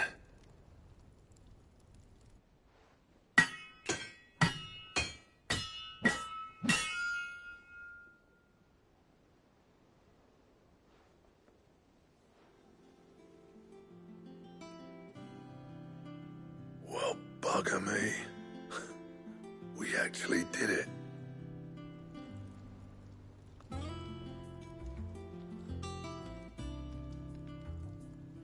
The sword to end all swords. Ragnarok. It's quite something. I trust you'll take good care of it. Thank you. Both of you. So, does this make you pair the greatest craftsman alive, then? This? Nah. This was just following the footsteps of the greats of old. It'll take more than that to earn us our place in history. But we're up for the challenge. Here. A list of materials. Zoltan and I got talking on the long road back from Dravozd. We reckon with those items there, we could craft something even better than the Ragnarok. Something worthy of a legendary outlaw like yourself. That's a weapon I'd like to see. You leave this list with me. I was hoping you'd say that. One legend at a time, eh, lads? Before you start on the next, who fancies raising a cup to friendship reforged? Good idea. No more drinking to forget my past. It's about time I had something to celebrate. Then tap the kegs! Vulcan's boys are on their way!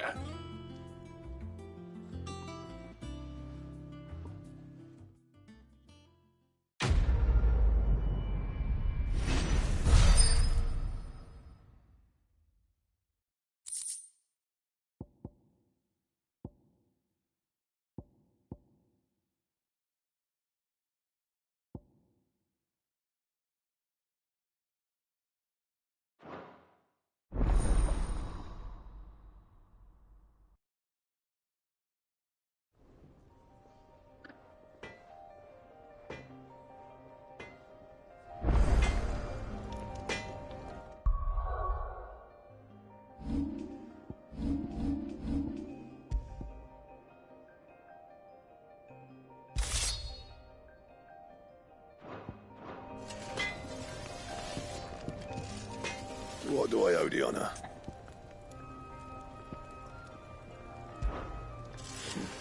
I never thought me and Zoltan would ever speak again, let alone work together. And if it hadn't been for you, we wouldn't. You've been a good friend to me, Clive. The best. Yeah. The weight of all that shit. Clever girl, that one. What's that for you, dear?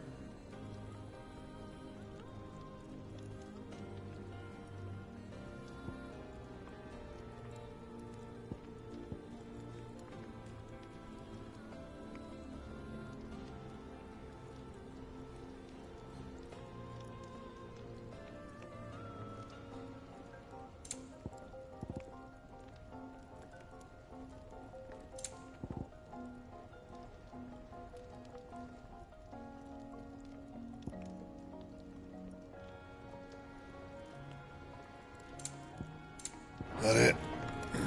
Fine. The stew. It's awfully thin these days.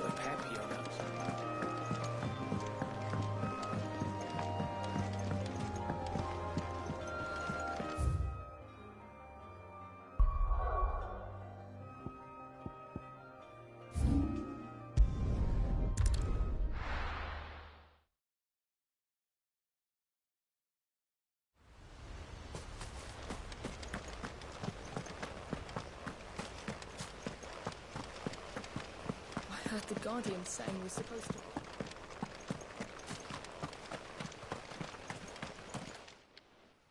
Ah, Lord Rossfield. What brings you to Eastpool? A delivery from Martha.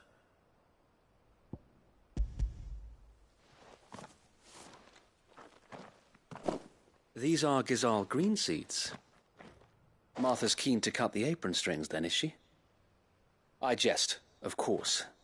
You see, I had thought we might be able to revive the old wheat fields, but they'd long since gone to seed, only without the seeds. Martha was hoping he might be able to show the bearers how to plant and tend these, so that they'll be able to fend for themselves. That's not a bad idea. These bearers had only recently escaped their bonds before we brought them here. They know little of freedom, of providing for themselves and their loved ones. Unless we teach them how to live like free men, I fear that all we have achieved in bringing them here is to exchange one master for another. Not that myself and the Guardians have been the best example to them so far, subsisting almost entirely on Martha's charity as we do. It's about time we all started to provide for ourselves, bearers and Guardians alike. Unfortunately, we've been a little too busy of late to focus on much besides bolstering our defenses. There have been alarming reports of... The Horde is closing in. They're coming, so wait, all of them. Damn it all, I thought we'd have more time. Gather the men in the square. Send to the rest for reinforcements. Yes, Sir Wade. The Horde. A Kashek, a veritable legion of them. They've been seen prowling around the northern reaches for a while now. We don't have the numbers to hold back a swarm that size. I had hoped to build a perimeter wall so that myself and the Guardians might be able to defend the village, but... Now you're out of time. Precisely. If reinforcements from the rest arrive before they do, we may just scrape through, but I fear that's rather an enormous if. What if you could call on reinforcements from Eastpool? You mean the bearers? We brought them here so they might live, not die, fighting for their lives. So wait. You said you lack men to defend the village. Are the bearers not men? Do they not wish to see Eastpool saved? Though they may not be trained soldiers like your Guardians. What help they are able to offer could still prove the difference between victory and defeat. You're right, my lord. I will... appeal to them.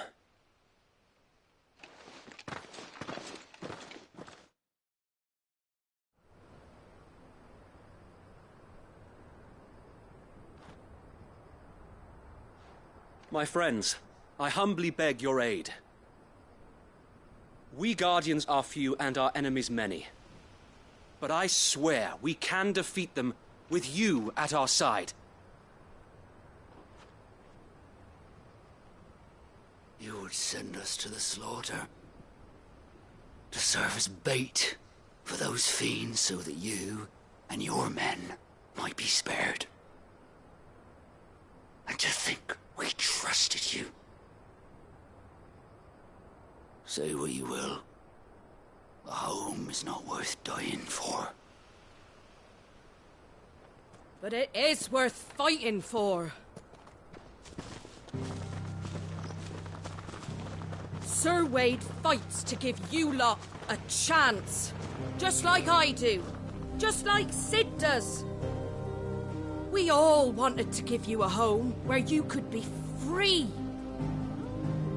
And you got one, didn't you? This place, Eastpool. This is your village. Your home. And if you don't fight to protect what's yours, you'll lose it. You know I'm right. This world wants to take everything from you. Everything. Your homes, your freedom, your very lives. So then, are you going to stand by and let that happen to you? Are you going to accept fate like good little Bran did and die, having never stood up for yourselves? Or will you fight like free men and women?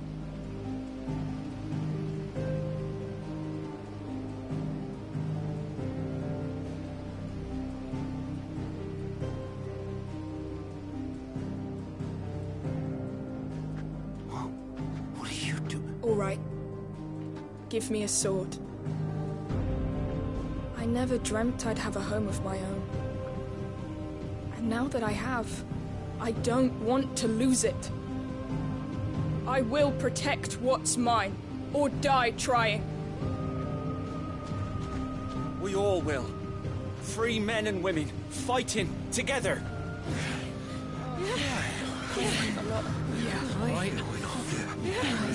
For Eastpool! For Eastpool!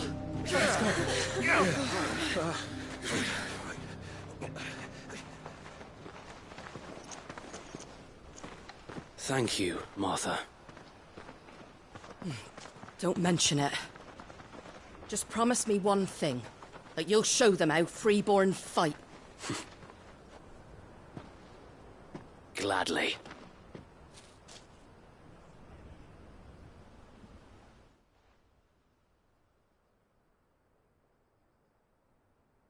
Well, if it was numbers you were lacking, you certainly won't be now. Thanks to you. Me? Oh, I just love the sound of my own voice. Lord Rossfield, my lady, we're ready. So what's the plan of action? We'll divide our forces into several small detachments, each made up of guardians, bearers, and guards from the rest. These will position themselves at strategic points around the village. Upon engaging with the Akashic, each detachment will keep the creatures occupied as best they can, steadily retreating all the while. You're going to lure them into the village? I am. We will have neither the time nor the resources to treat the wounded, so injuries must be avoided at all costs. Instead, we will focus purely on defense at first.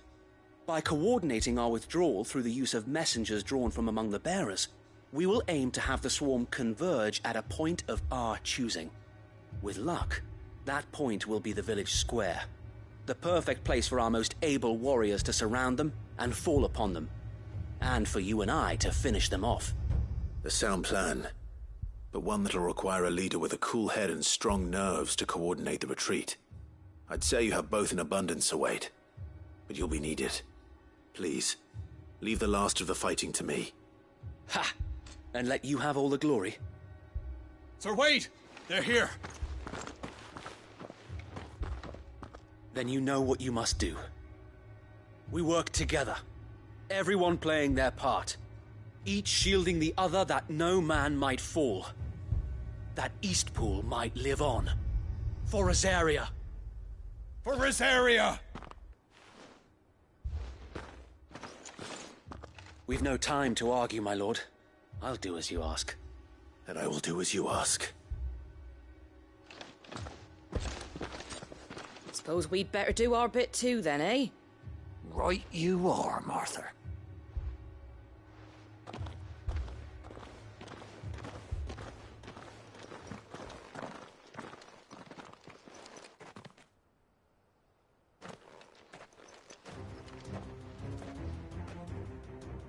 The calm before the storm.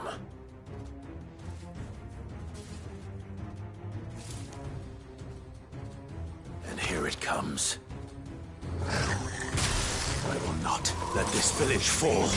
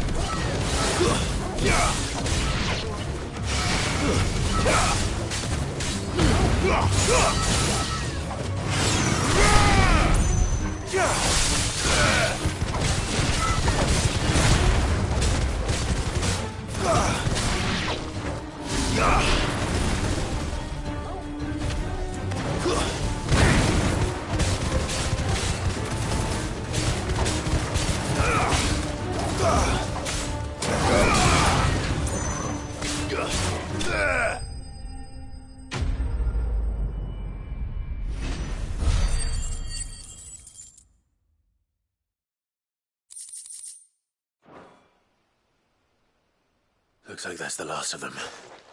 Lord Rossfield! Change of plan! What is it? Owl from the rest. An Akashic Curl's been sighted on Rhiannon's ride and is headed in their direction. Well, the better half of her guard is here. So wait, how many Akashic remain in East Pool? Hard to say. My men are still facing some resistance, but I think the worst is behind us. I could order a detachment or two to fall back and... No. Let them finish the job. You stay here too, Sir Wade. Your men need you. I'll go after the Curl. Join me only when East Pool is won. If you're sure, my lord. May the Founder protect you.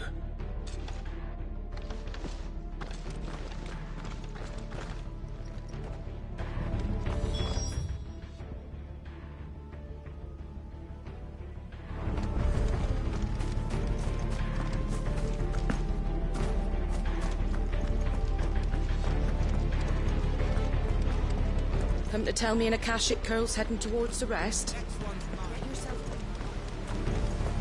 The Curl was sighted on Rhiannon's ride back towards Martha's Rest.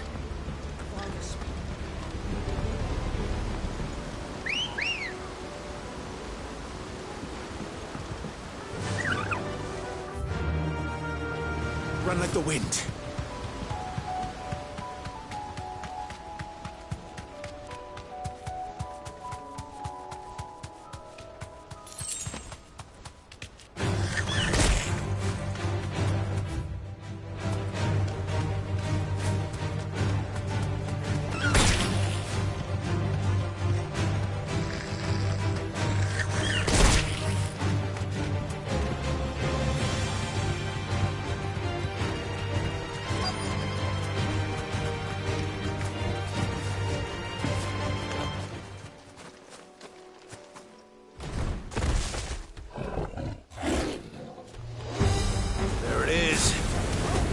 With me, Torgal.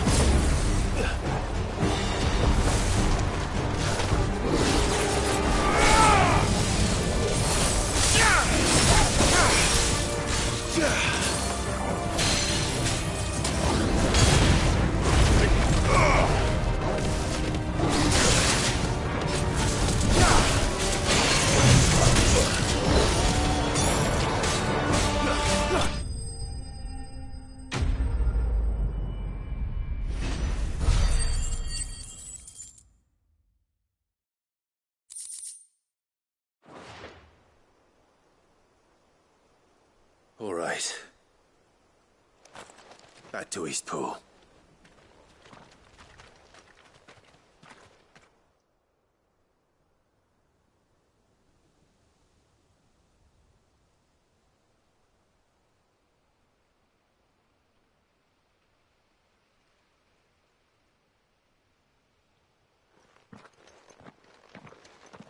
Lord Rossfield, the Curl, is it?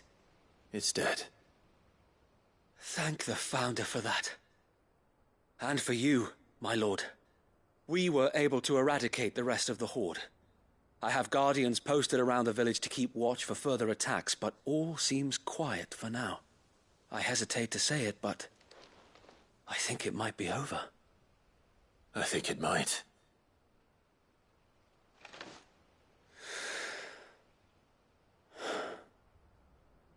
We did it. We saved Eastpool. Thank you, my friends. Thank you. No, Sir Wade. It's us who should be thanking you. You brought us together. Showed us what it means to fight for what you hold dear. We never had nothing to call our own before. We didn't know what it meant to protect it, but now we do. We really do. Forgive us, Sir Wade. You and your people saved us, and still we doubted you. But there's no doubt in my mind anymore.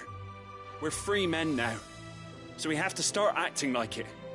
We have to fight to protect what's ours, to protect Eastpool. And we shall. We all shall. Together. This is our home. And if anyone or anything tries to take it away, they'll have us to answer to. Come on then. Let's get to work. This village isn't gonna rebuild itself.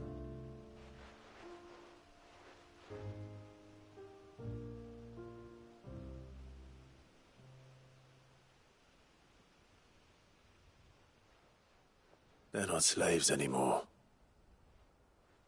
No. They're Rosarians. Your father took pity on the bearer's plight, and I believe if he were still with us today, this is what he would have wanted. I believe you might be right. I shall remain here, my lord, and do what I can to help rebuild the village. After all, this is my home now too, and I could hardly call myself an East Poolian if I didn't pull my weight. I think you'll find it's East Pudlian, Sir Wade. But you should be proud all the same. I'll have to pull my weight too. Can't have the rest getting outclassed. Speaking of which, I ought to be getting back. Can we continue to count on your support, Martha? Of course, and I'll be counting on yours too. Us Rosarians have got to stick together, haven't we?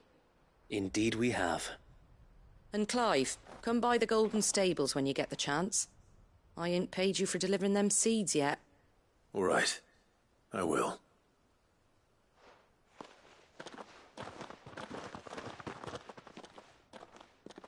Lord Rossfield, do you remember our very first mission together?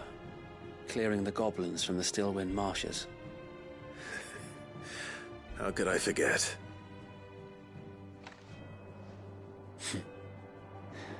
There's one sight that I shall never forget. You, facing off against that giant Morble. Not a trace of fear on your face. Since that day, there have been more than a few times when I felt like giving up. When the odds seemed so stacked in the enemy's favor, I thought I may as well just lay down my sword and surrender. But every time, I would think back to the look in your eyes that day and remember what it means to be a shield. Know that whatever trials Eastpool may face, I shall never lose courage. Thanks to you. So Wade, you have always been a true shield. I know that Eastpool, and indeed all of Rosaria, will be safe in your hands.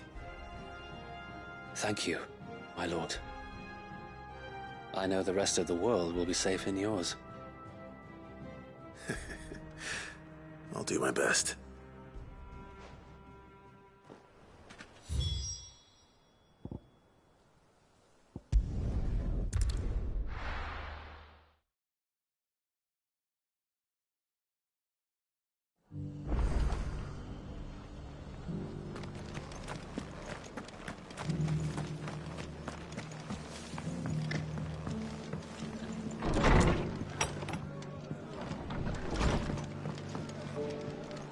The hero returns. It's lucky you came by when you did, eh? Not only did my seeds get delivered, but you went and saved Eastpool and all. I just did what I could. And it's only right that you get rewarded for it. Take it before I change my mind. Thank you, Martha. So, Eastpool's finally back on its feet again. And a home to free bearers. Who'd have thought we'd see the day, eh? Well, it was your idea. I know that, but I never stopped to think what it would mean. Bearers in charge of themselves, thinking for themselves, working for themselves. Like your hideaway, but not even hidden away. Though I suppose the rest ain't much different nowadays. You know, bearers living free like that reminds me of when I first met Sid. Loath as I am to recall that particular day. I take it you didn't always see eye to eye. What happened? Well, if you really want to know, I started doing what I do long before I met Sid. In fact, that's how I met him. Or at least how he came to meet me. He showed up at the stables one day, asking questions about who'd been buying up bearers. Founder knows what he thought I was doing with them. Running a hunt, poking around in their innards. Something awful anyway. Me, I thought he was a new constable. Thought the game was up. But somehow we both managed to work out what each other was about. And before I knew it, the cheeky arse was rattling on at me about how I was doing it all wrong. After all my hard work. Told me I was giving them relief, but not freedom. That my bearers were still dying as slaves. Got right under my skin, it did. Told him if he didn't like it, he could bugger off and report me to the garrison. And do you know what he did? He smiled. And then he laughed. And then I did the same. We made a pact that day, that whenever one of us was in need, the other would always be there for him. And you were? Well, we both wanted the same thing. To make life better for bearers. Just like your dad. Do you know I was born right around the time Elwyn became Archduke? Growing up, I saw how he tried to change things. He certainly didn't lack for ambition, that one. Indeed. But the loftier one's ambitions, the harder they are to achieve. Which is why those of us who follow in their footsteps need to finish what people like Sid and my father started. Suppose you're right, aye. And if we don't manage it, there's always them who come after us. Good thing we've got a few half-decent sorts waiting in the wings, eh? It's almost enough to give you a little bit of hope. Just a little. Anyway, enough nattering. Better get back to work.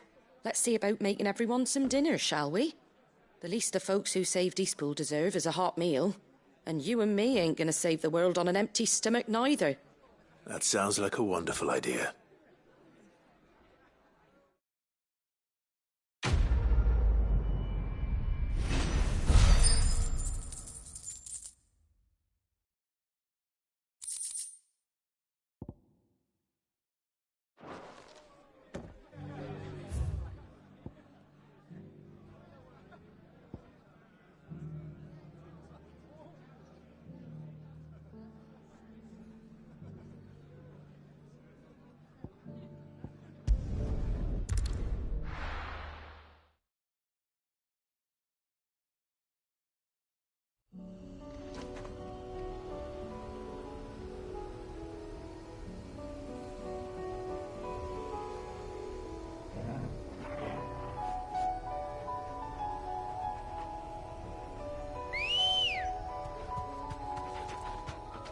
Good girl.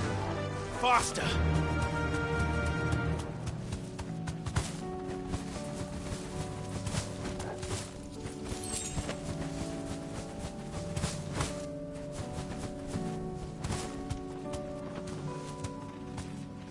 You deserve a rest. The people of Amber might not have been the friendliest sorts, but they didn't deserve this. Not that the Aether cares. It springs up wherever it likes. Nowadays that seems to be all over. Mind how you go, Sid. There's a Kashik about.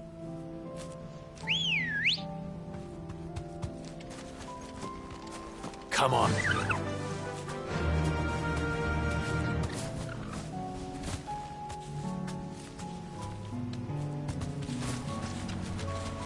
Damn it. The whole village is turned. No need to ride from here.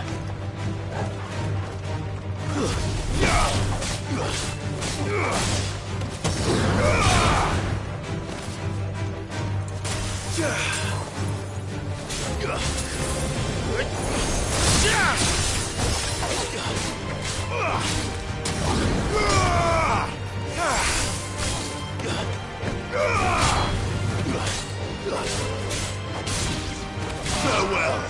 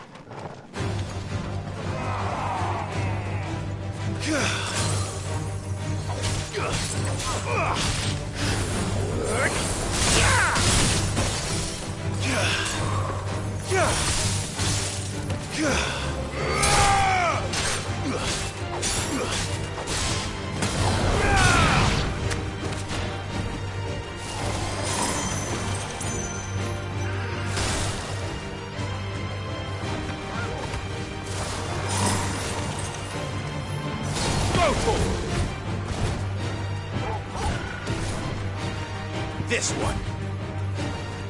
Over here!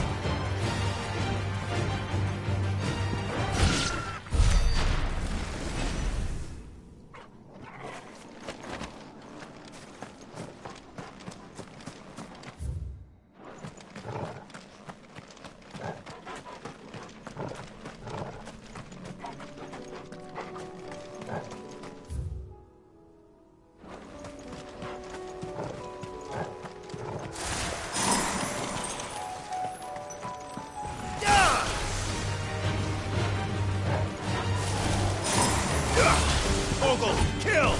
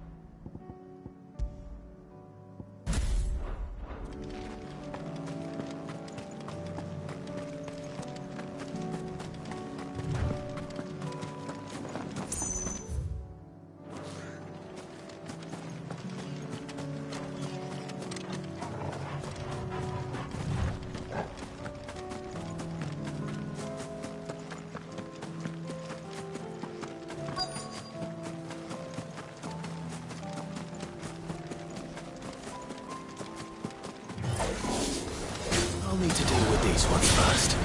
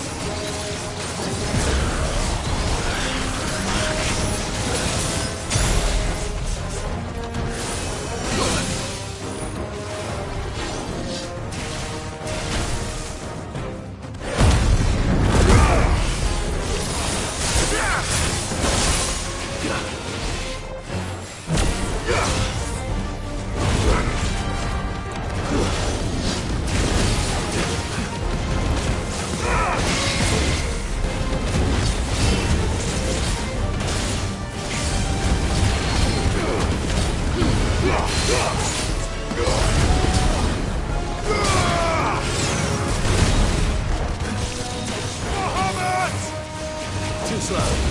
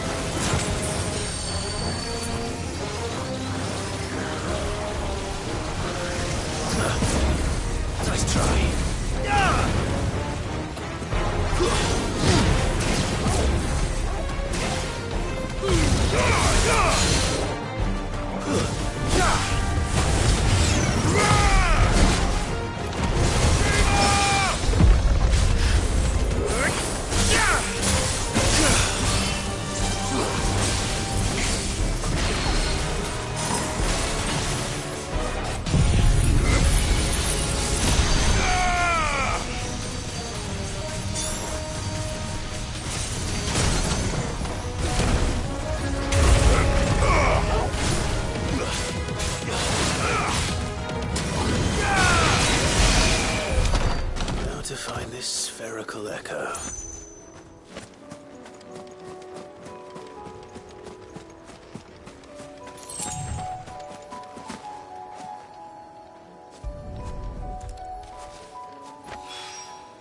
This is it. Right then. Just two more to find.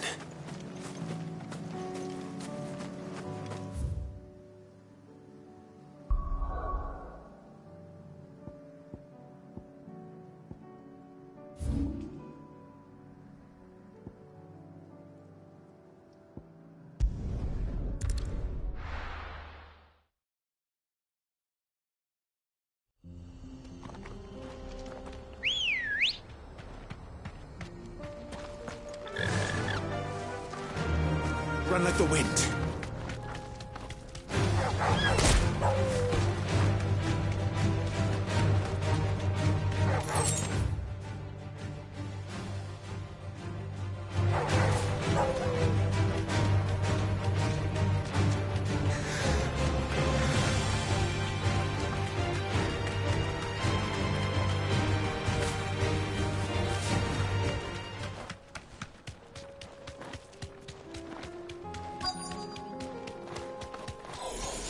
Don't get surrounded.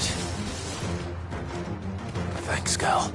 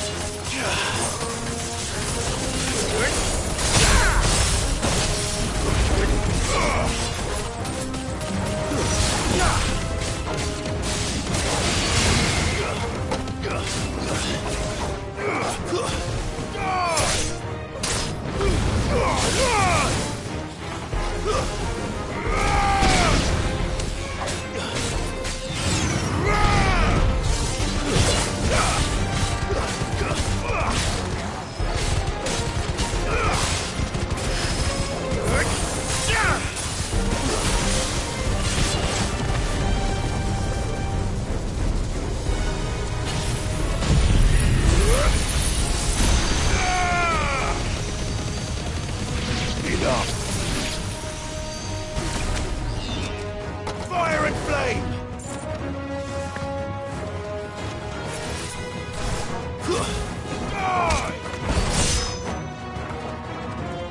Farewell!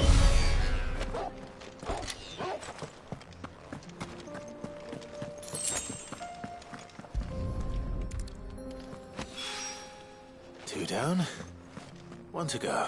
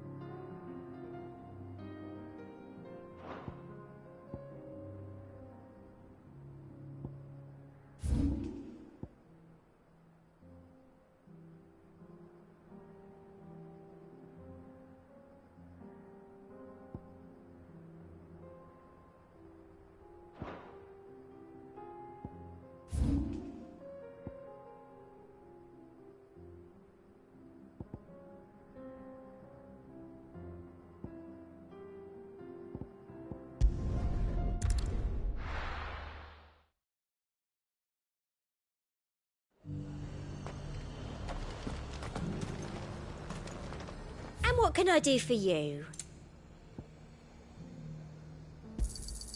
An excellent choice. Sell anything today?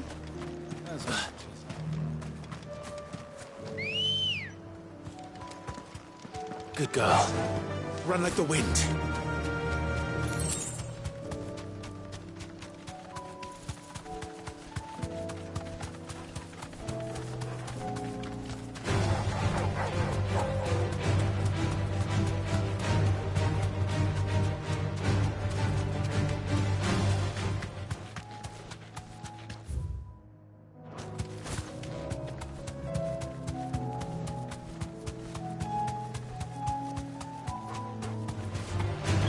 Fight.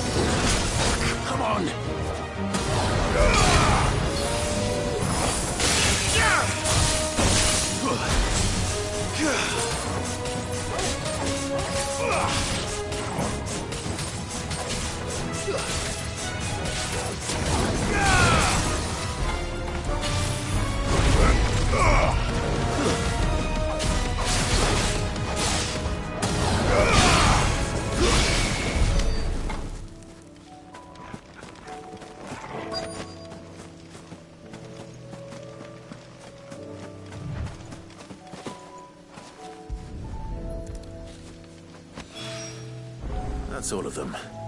No one can uncross his toes now.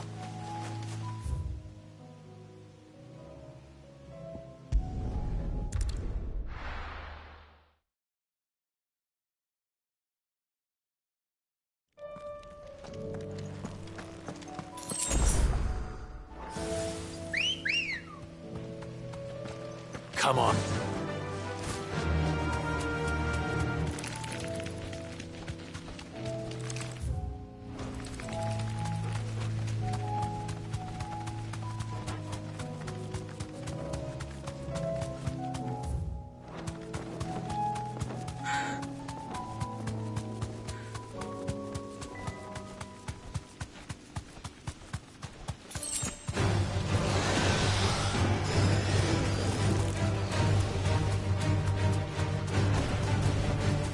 Straight home now.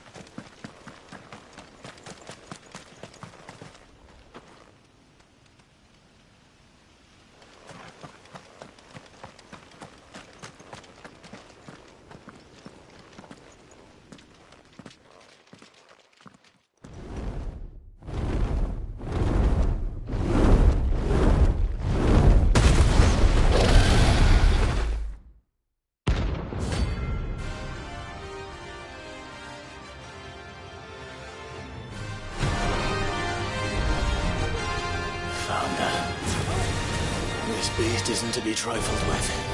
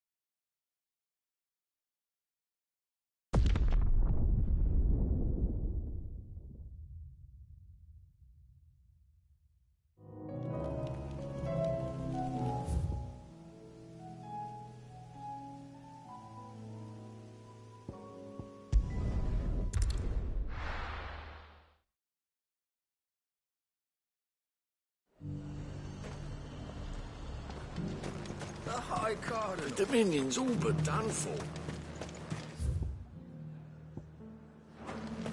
Was that shouting I heard from the barracks?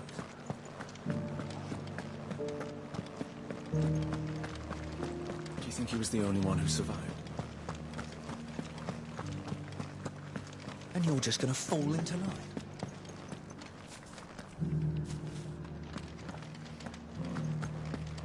I don't trust this Duke. Oh, Clive. What am I to do? My wards and I may soon be without a home. What's happened? The High Cardinal has descended from his lofty throne and taken up residence here in Northreach. The High Cardinal? Leader of the Council of Elders, second only to his Radiance at the head of the Imperial government. Not that any of those things still exist. Now he goes by his noble title, the Duke of Oriflamme. And what does he want with Northreach? He wants to transform it into a military stronghold, a foundation upon which to build a new Sambrec. He's already secured the support of the various army remnants, with promises that they shall be afforded the respect they deserve in his empire. One built on the confiscated property of the people. He would rob the populace to pay for it. Believe me, I have used every means of persuasion to discourage him from this folly. But for whatever reason, he will not listen to me. What does Captain Philippe make of this? When the town was under attack, it was him the soldiers rallied around. Couldn't he use that influence again? How? By speaking out against one of the most powerful men in Sambrec. A man whose stated aim is to revive the empire Philippe's comrades swore to serve, and to improve the soldiers' lot within it. The captain can offer them a regular supply of gruel, and an occasional trip to the Vale to help them forget the terrors they face each day. The Duke offers them a vision of strength and safety. No. Any attempt to incite mutiny would cost Philippe the support of his men, if it did not cost him his life. But given the mood around town, mutiny may yet be unavoidable. The people have little appetite for further deprivation, least of all when it serves only to elevate others. And who could blame them? Clive, would you appeal to the Duke on my behalf? For your services to Northreach, you have the respect of the soldiers, and they will take you to His Eminence if you ask them. And unlike Philippe, no bonds of loyalty prevent you from speaking your mind to the man. Well, will you try? You could hardly fare any worse than I did. I'll see what I can do. Thank you, Clive. Tell me then, where will I find this Duke of Oriflamme? In the garrison? Overseeing the troops, yes. All right. Wish me luck.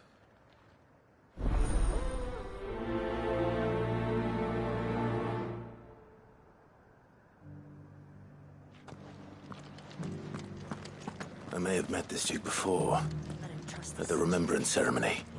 Let's hope I didn't make a strong impression.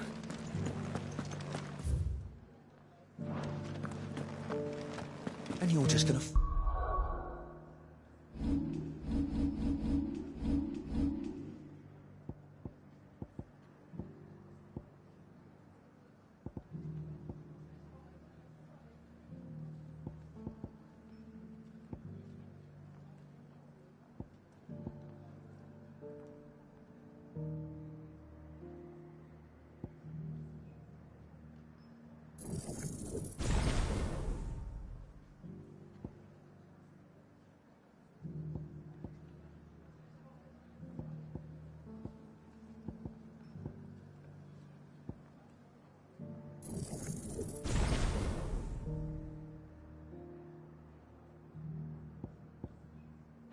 All into line.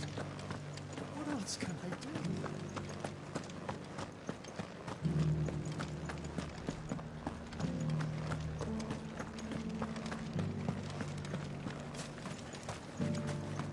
One at a time now. There's enough for everyone.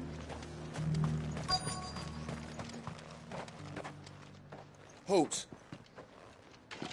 Oh, sorry about that. You're the dame's man, aren't you? You got some business with the captain? No, actually. With the Duke. I was hoping I might be able to speak with him. We're under orders not to let any civilians pass. But you should be all right. His Eminence has heard all about you and your heroics. Wait here. I'll go and ask.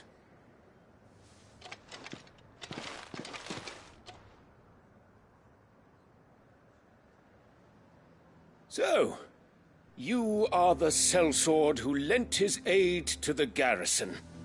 The Empire owes you a debt, and I shall see it repaid. But tell me, is it wealth that you seek, or favor? Neither, Your Eminence. I thought only to inquire about your plan to turn Northreach into a stronghold. Ah, I see. You are worried the expanded garrison will render your services redundant. Yet you needn't be. A proud fighting man like yourself shall always have a place here. Pride of place, in fact. For too long has the contribution of the noble soldier been under-reckoned. But no more. For it is they who shall see the Holy Empire rebuilt, beginning right here in Northreach. Why here, Your Eminence? The town has been fortunate enough to escape largely unscathed from the recent troubles. Her defenses are sound, and her garrison well prepared.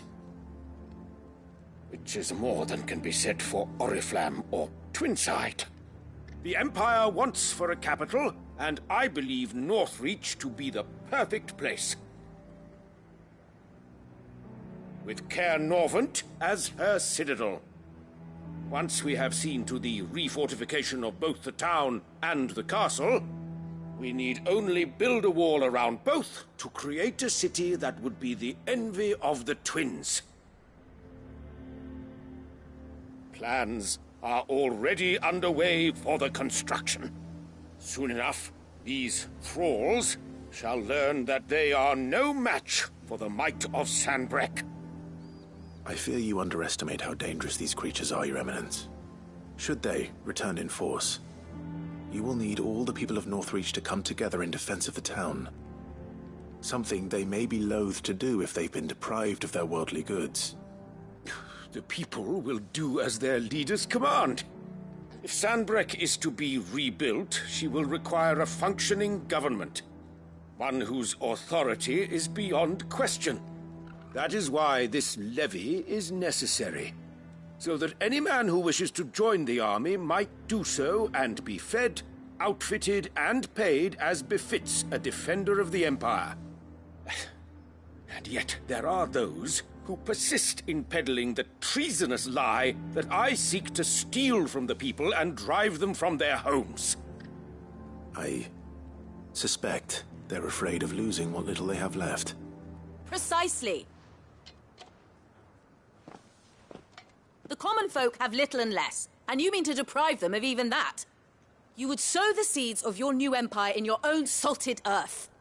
Sabine, we have discussed this. Yes, and I told you then how putting the empire before her citizens would lead only to revolt. Without an empire, there are no citizens. And in yours, there will be only beggars. Is that what Griga wills for her people? Do not take her name in vain, Sabine. I'll come back later. The citizens revolt. I wonder what the people really think of the Duke's plan. It wouldn't hurt to ask them, I suppose. Let's begin with those on the other side of the wall. One at a time now.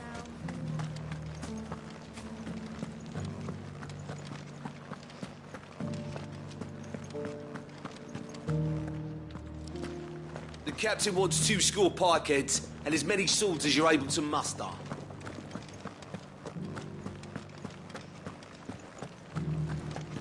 Do you think he was the only one who survived?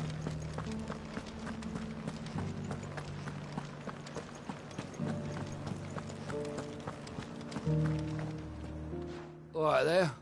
What is it you're after, sir? Just your opinion, actually. I wondered what you thought of the Duke of Oriflamme. Oh, him. Not much. None of us traders do. It's thanks to nobles like him that we had to set up shop this side of the wall in the first place. Couldn't have the rabble getting any closer to the holy capital, could they? And now he's trying to drive us out completely, threatening to take everything we got from us if we don't clear off. If the dame said she wanted him run out of town, I'd be straight through that checkpoint, tar bucket in hand.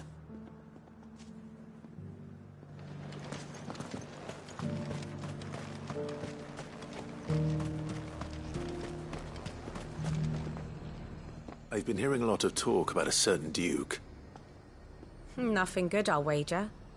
Going around acting like he owns the place. And with hardly a word to the dame. This is her town, not his. I take it you'd rather she was in charge. As far as I'm concerned, she still is. Just need his eminence to sod off back to Oriflamme.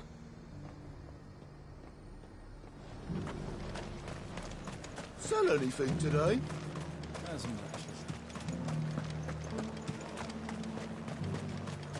The garrison salvaged what they could. A question, if you don't mind. What do you think of the Duke of Oriflamme? Don't get me started. You build a life for yourself somewhere, only for some noble to turn up and tell you you've got to hand it all over to him. If he thinks his name and his chains give him the right to empty our purses, he's in for a rude awakening. We'll do whatever it takes to keep what's ours. Whatever it takes. Well, the people seem united enough. What about the soldiers? What do you think?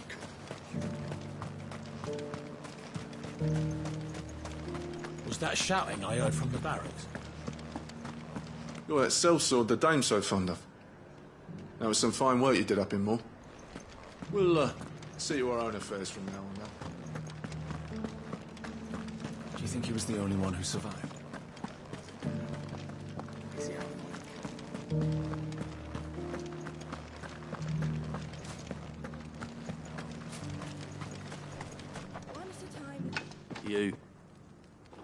You're the one who was talking to His Eminence. On the dame's behalf, yes. I was trying to persuade him not to take the people's goodwill for granted, but it seems my words fell on deaf ears. What do you think of his plans? I'm a soldier, mate. He tells me what to do, not the other way round. Listen, I've got nothing but respect for the dame, but I've got a family to look after. That's where my loyalties lie, not with the town or the Empire, but with my wife and children. If the Duke can get us some men and the equipment we need to fight off those blue-skinned bastards, I don't care how he does it.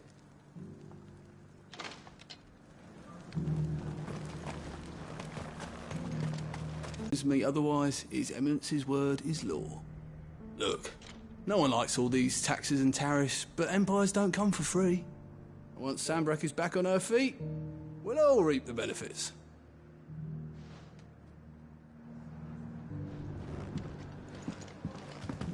Sabine, you are embarrassing me. You're embarrassing yourself. A whole day to dry some bloody linen.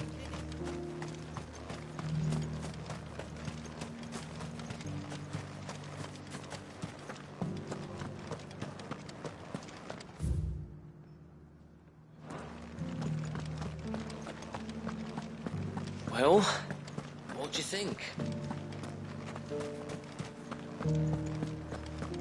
It's not only control of the garrison he wants, it's the whole of Northridge. Excuse me, do you have a moment? I wondered if you'd mind sharing your thoughts on the Duke of Oriflamme. Well, he's made a lot of enemies coming in the way he did. I mean, look around us. You can see the state the realm's in. The traders might not like having the screws put on them, but if they volunteered a few more of their hard-earned gil before things got bad, maybe they wouldn't have to. I think the Duke's got a point when he says rebuilding the Empire's the best way of making sure we're all protected. And if that means people who don't know one end of a sword from another have to make way for those who do, well, that's just how it goes. Let's see what Philippe makes of all this.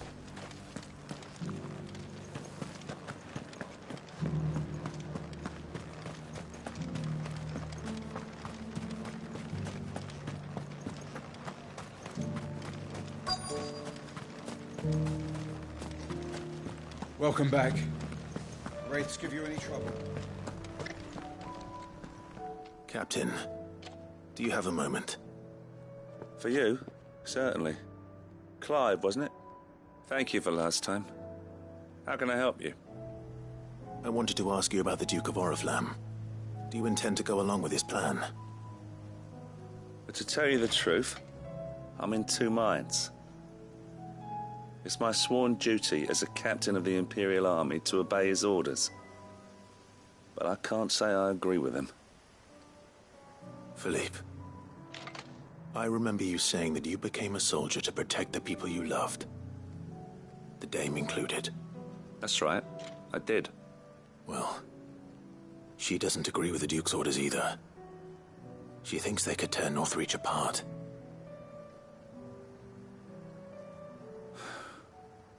And she's probably right.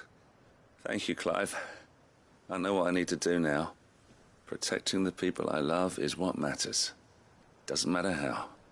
Well, duty calls, so I better go. Thanks again.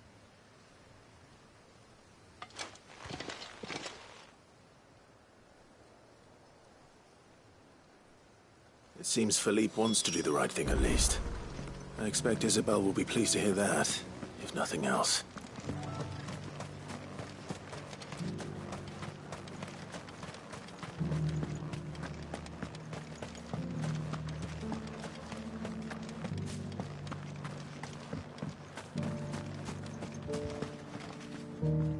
Ah, Clive. How did you fare? Were you able to speak with the Duke? I was, but...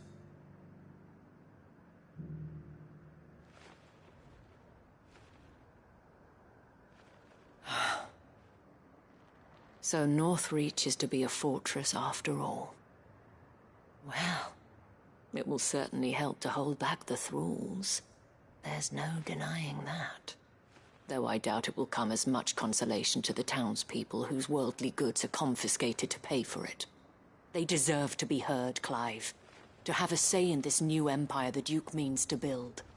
Sadly, His Eminence values their obedience more than their opinions, and hopes to reassert the authority of the state. I fear he sees the people as mere pawns on his chessboard to be sacrificed for the greater good. Needless to say, they themselves are of a different opinion, and would rather their destinies were in your hands. The soldiers, meanwhile, are content to follow their orders. And not just because of the Duke's rank, but because of his vision. I thought as much. Had I sworn to protect Sambrek, I dare say I too would want nothing more than to see it rise from the ashes. Thank you for trying. But the battle is lost. I don't know about that. What happened to your uniform? I handed it in, along with my resignation. Told the lads I wished them well, but that I owe it to those I love to call it a day. But why? Because I realize what really matters to me. Not following some nobleman's orders for the sake of it, but protecting what I care about. Protecting Northreach. I honestly don't know when those monsters will return, but I'm certain they're not finished with us yet. And when they do come back, we need to be ready for them. We need to stand together, all of us. And with you to lead us, milady, I reckon we can do it. It was you who finally convinced me, Clive. There's no point following orders if they go against everything you believe. Indeed.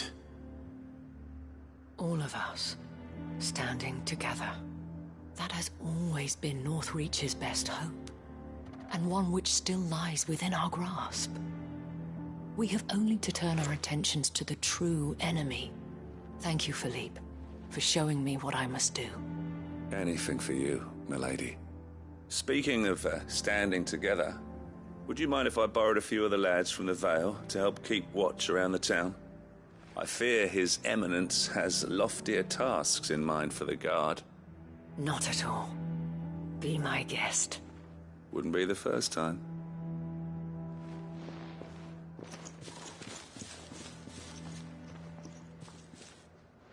There may be hope for Northreach yet. Especially with men like you and Philippe to champion our cause. I, for my part, shall continue to work upon the Duke, in the stubborn belief that I might still tempt him into joining hands. But I suspect I shall have to call upon your aid again. Until then, Clive. Until then.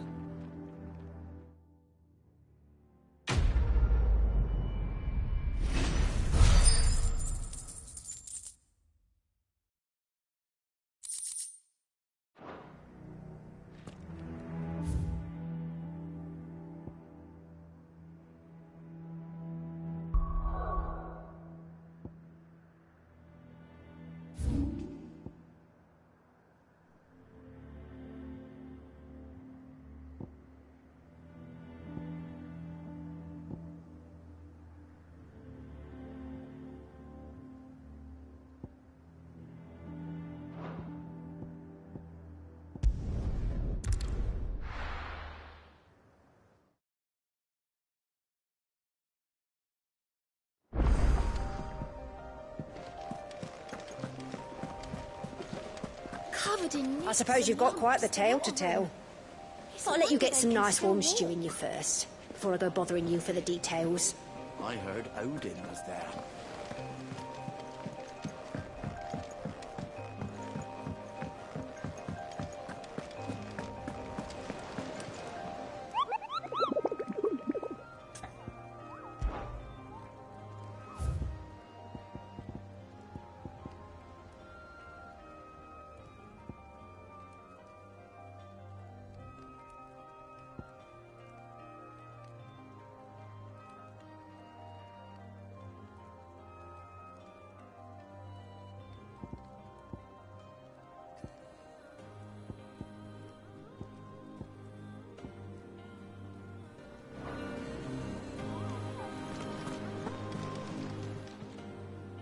Oh, I wasn't expecting you back so soon. It's not true. We've lost so much already. Is everything we've received and everything promised?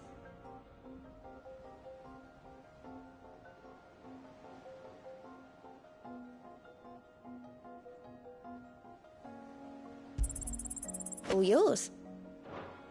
All done?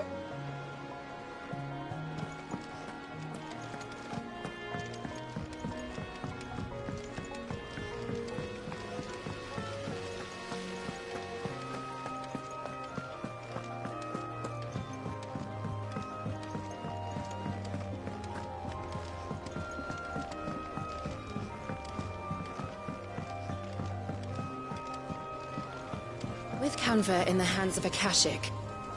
Ah, Sid. Wasn't expecting you back so soon. So, is it good news or bad? Good, thankfully. Here. Ah, that's brilliant. Thanks a blimmin' million. I'll fit 'em to the smelter right away.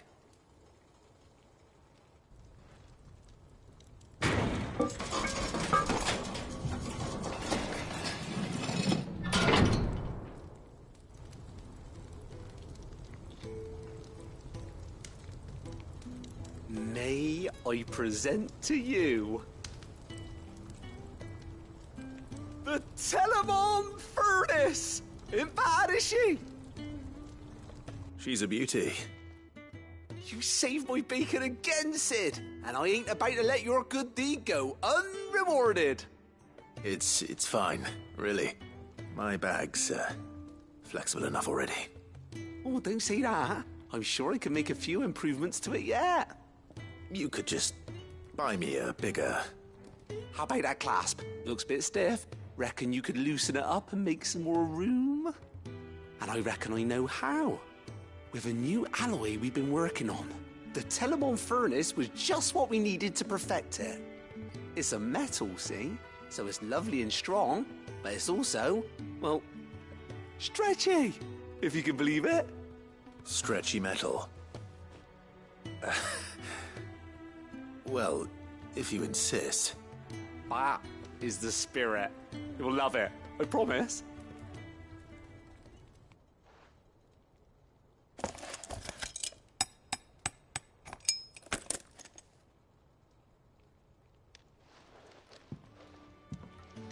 So, what do you reckon?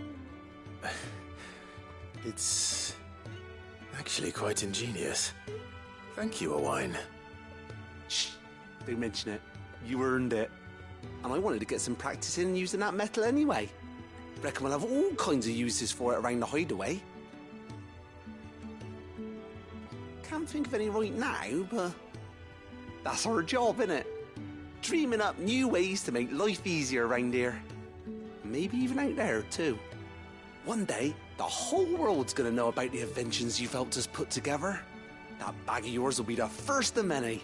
You mark my words. They'll hardly believe their eyes, I'm sure.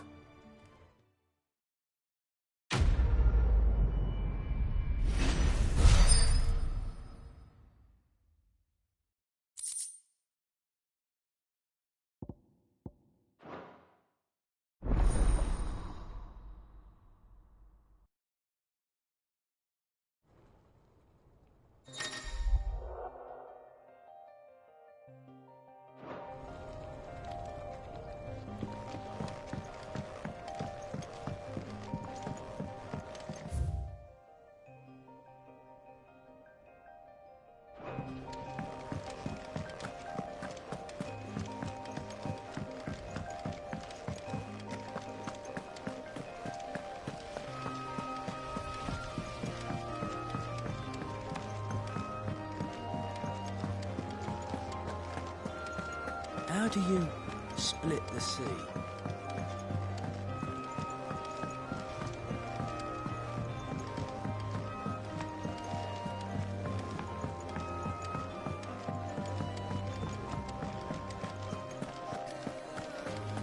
The stew's awfully thin.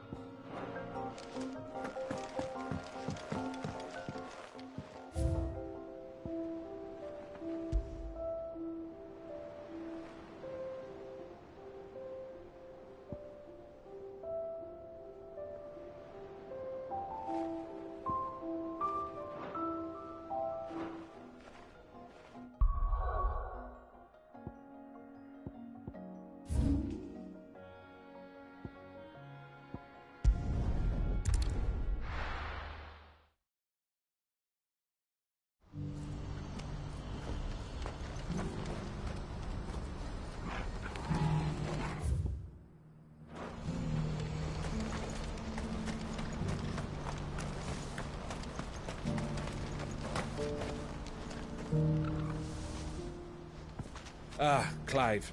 You'll be pleased to know that the negotiations are progressing well. That is good news. Yes.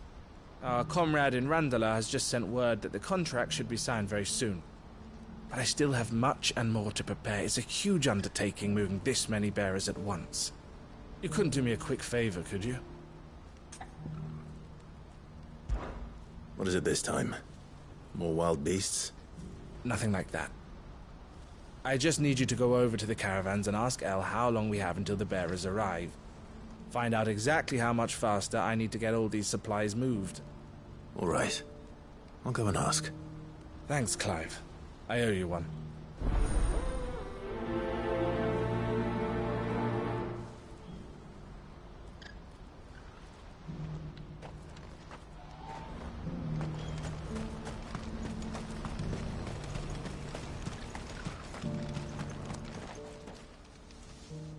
Don't blame yourself, El. This is their fault, not yours. I know, but... No buts about it, all right?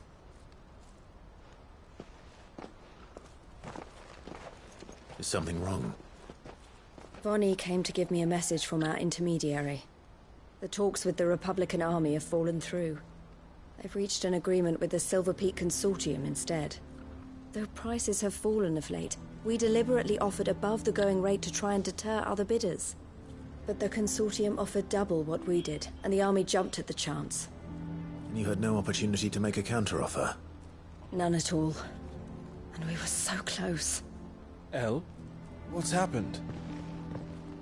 I saw Vonnie leaving. She didn't look happy. And with good reason.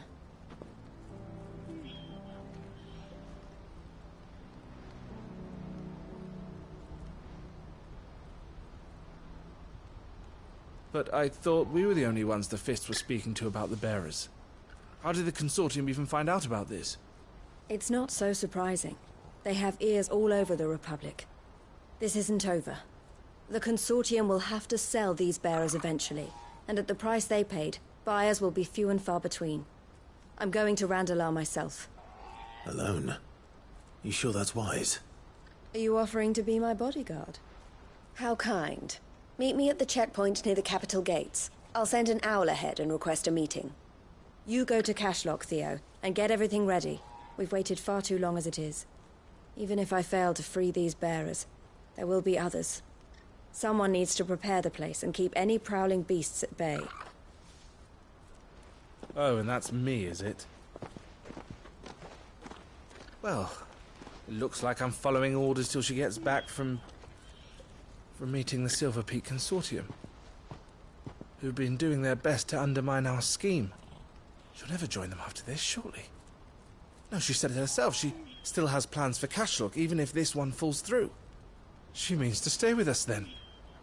I can't say I'm not happy to hear it, but... is this what she really wants? You have to trust her. You're right. It's what she wants now. And if Elle's off fighting for the cause, I should do my part too. So I bid you farewell and safe travels, my friend. I'll gather my men and leave for Cashlock. We'll make sure the place is well stocked and defended. You go to Randalar and see if you can stop my sister biting the Consortium's heads off. If she won't consider her prospects, someone has to. I'll do my best.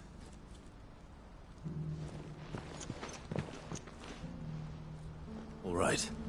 To Randalar, then. And better not keep Eloise waiting.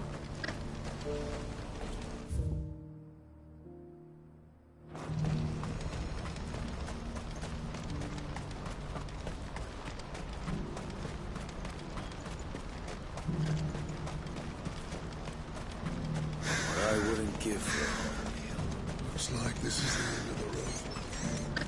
When are they gonna let us through?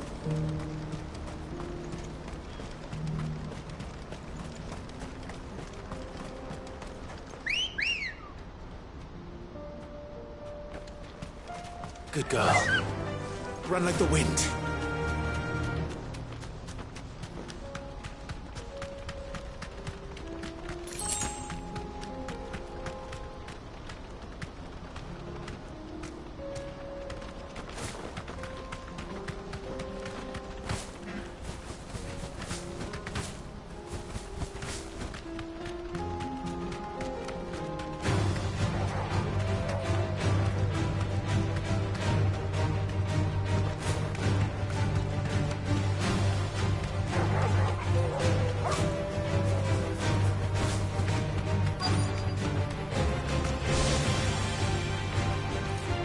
You deserve a rest.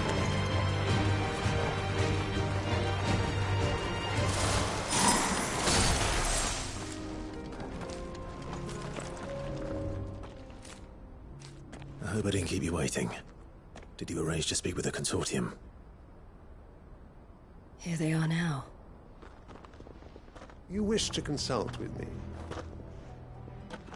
I did. It's about the bearers you recently purchased from the Fist. We had all but finished making arrangements to buy them ourselves, and then you stepped into the fray. You misunderstand. The Consortium had an interest in purchasing them from the very first. It was only our regard for you that kept us from bidding. But your hesitancy in accepting our offer to you suggested that the regard was not neutral. And so we resumed our business. I did not hesitate. I am simply not inclined to make such decisions without first giving them due consideration. But what is done is done. Come then. How much do you want for them? Alas, you are too late yet again. We rarely take on such unconventional merchandise without a purchaser in mind. The bearers belong to him now. Who is your buyer? A trader from across the water. A most demanding fellow, if it's any consolation. He insisted the bearers be fed, dressed, even given their own bunks for the voyage over. That's what you get when you deal with continental types. I wouldn't know. Oh yes, the culture on the continent is quite different to ours. They pay good money for bearers not fit for the knacker's yard, and treat them like kings. But as long as they pay... That does sound unusual. No matter then. If they've already left our shores, there's little that can be done. Allow me to withdraw my interest. And with it, my interest in joining your organization. My associates will be sorry to hear that.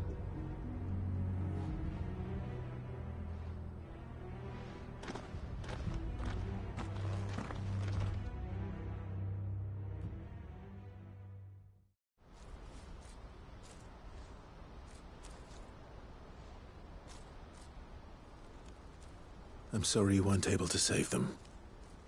As am I. But I only have myself to blame. He was right, you see. The Silver Peak Consortium did intend to buy those bearers before I did.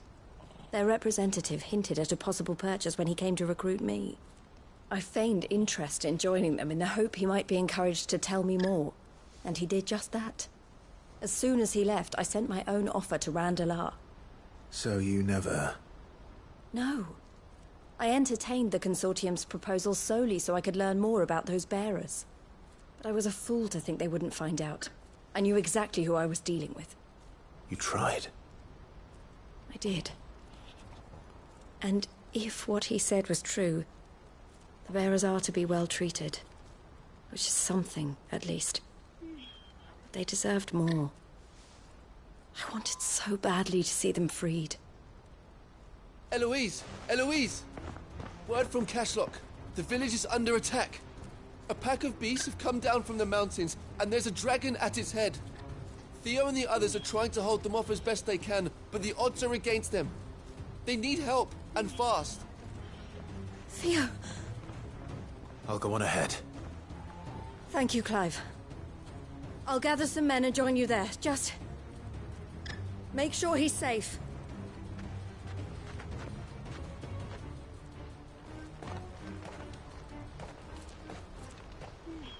Hold on, Theo. I'm coming.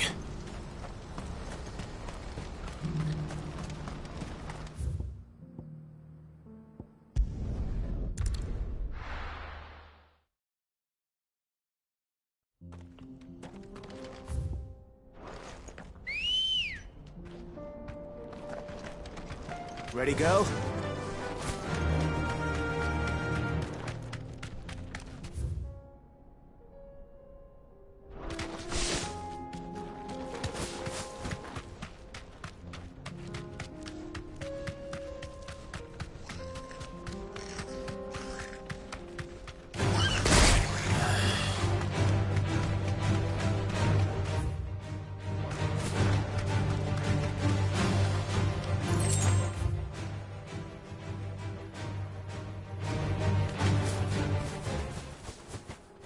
Back to the stables, go.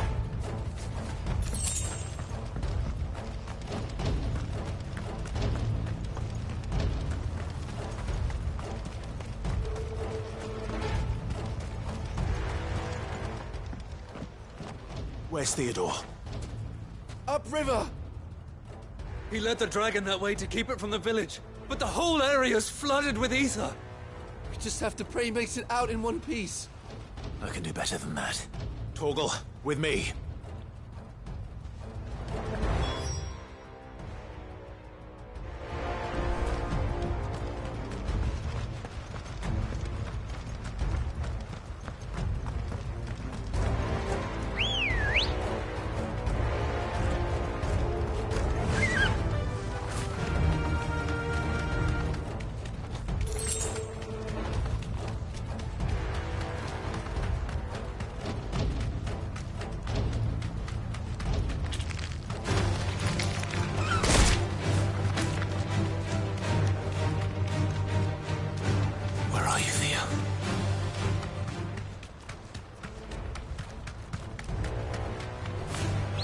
eyes.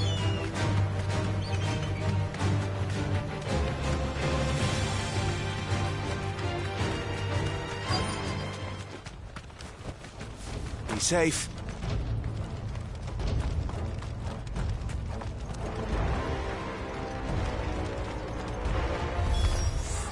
Damn it.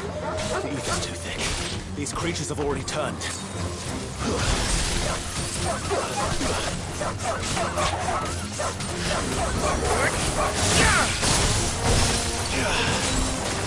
Stay down!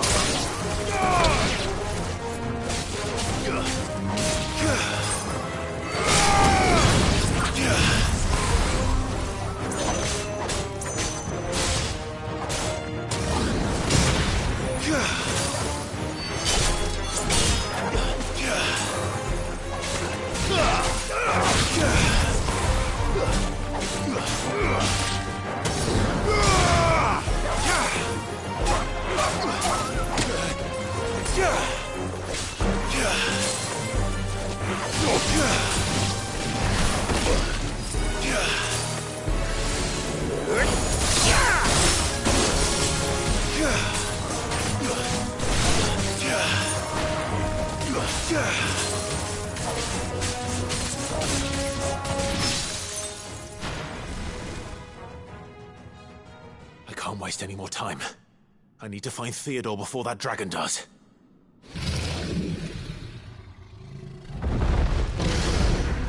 Looks like it's found me. This thing's turned as well. This isn't going to be easy.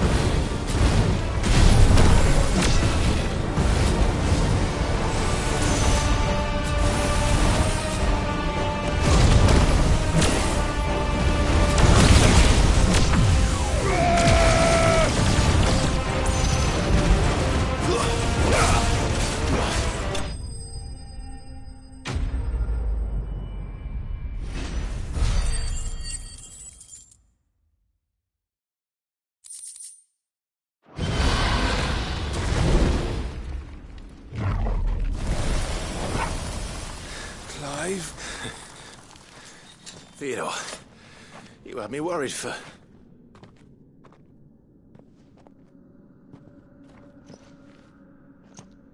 We have to get you out of here.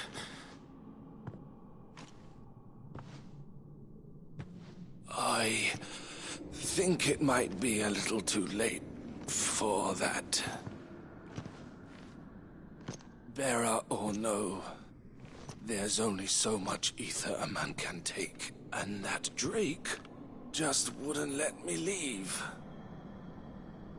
You have my thanks, Sid, for finishing what I could not. For keeping Elle's dream. Theodore!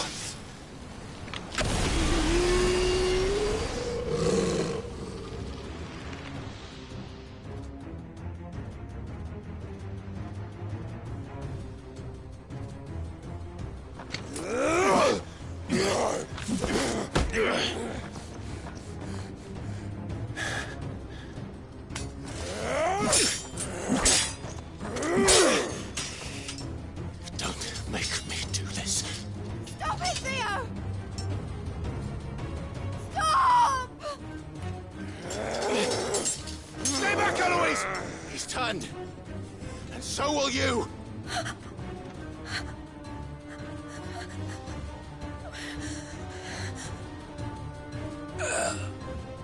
Elle.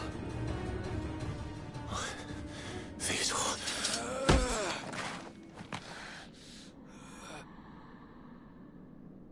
Take care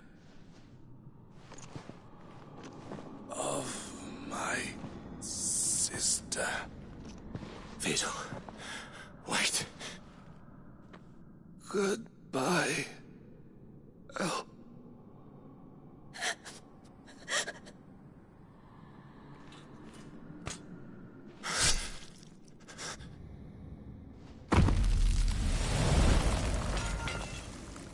No! Theo! Theo!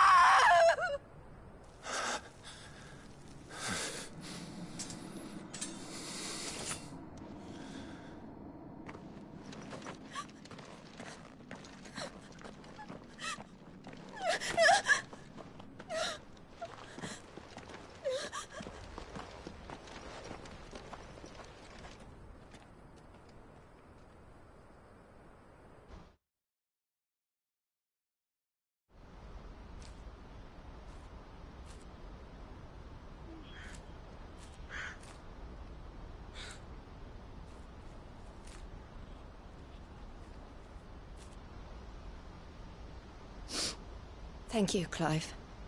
I think I'll be all right now. That was true bravery he showed. Leading the dragon away from the village like that. His first instinct was always to protect people. To put others' well-being before his own. And now he's gone. Because I sent him to that place, against his will. It wasn't against his will. He was ready to do whatever it took to show you he could stand on his own. So that you would finally be free to live your own life. To live my own life. He never could come to terms with the choice I made. What exactly happened? You once told me Theo was the first bearer you ever helped.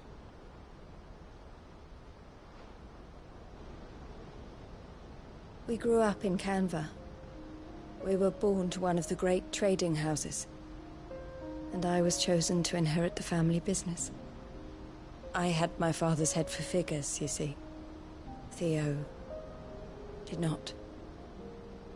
While I studied the art of commerce, he played at soldiers instead. A late bloomer. In more ways than one. For unlike most bearers, it wasn't until his 15th summer that his powers awakened. My parents tried to drive him out of the house and into the care of the constables. But before they could, I took him into mine. Theo told me something else.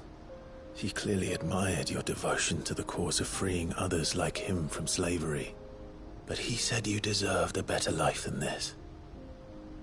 He wanted to free you from what he called your bonds, just as you freed him from his.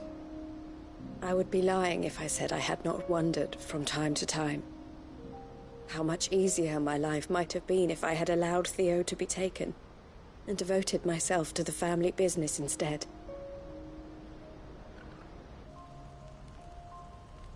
But I have never regretted the decision I made. Being with my brother meant more to me than tradition or reputation. I only had to look at him to remind myself of that night and the choice I made, and the fact that I would make the same choice again in a heartbeat.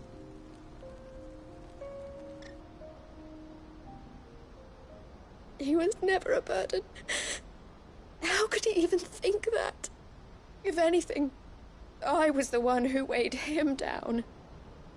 You weren't, Eloise.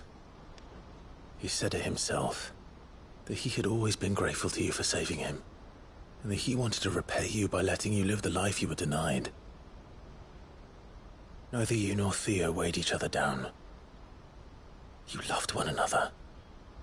You did whatever was necessary to continue living your lives together, and you always would have. You're right. All I ever wanted, all I ever did, it was so we could be together. Oh, Theo, why did you have to...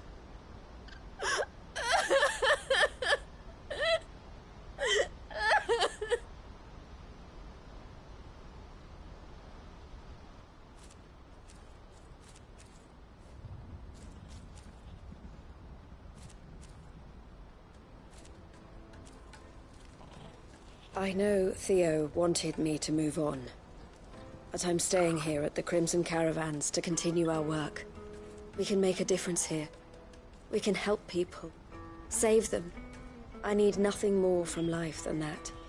So I'll carry on doing what we do, ensuring that goods, people, bearers get where they need to be, bringing smiles to people's faces just like we always have, and to Theo's.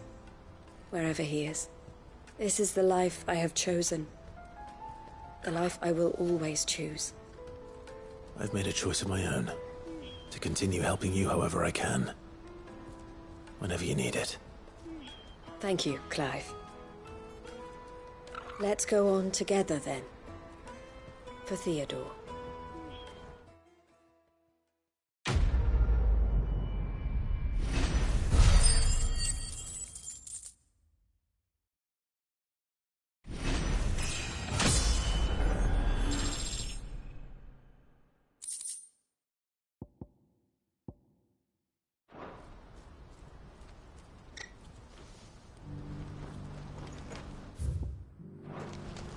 I've never seen Miss L cry before.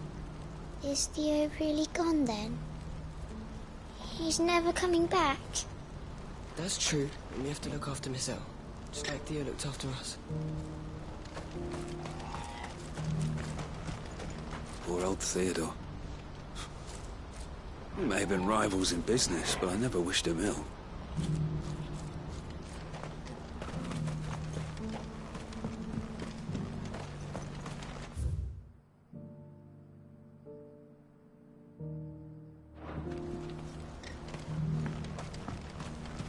Do you have any fresh water? The well's been all but dry.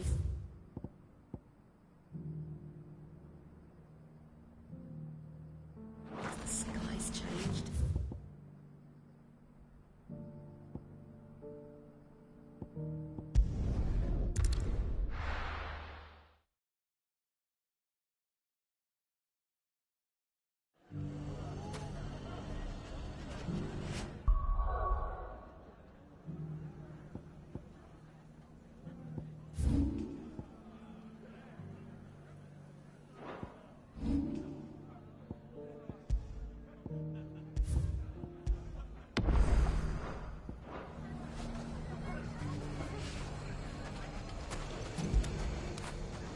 When did you get so big?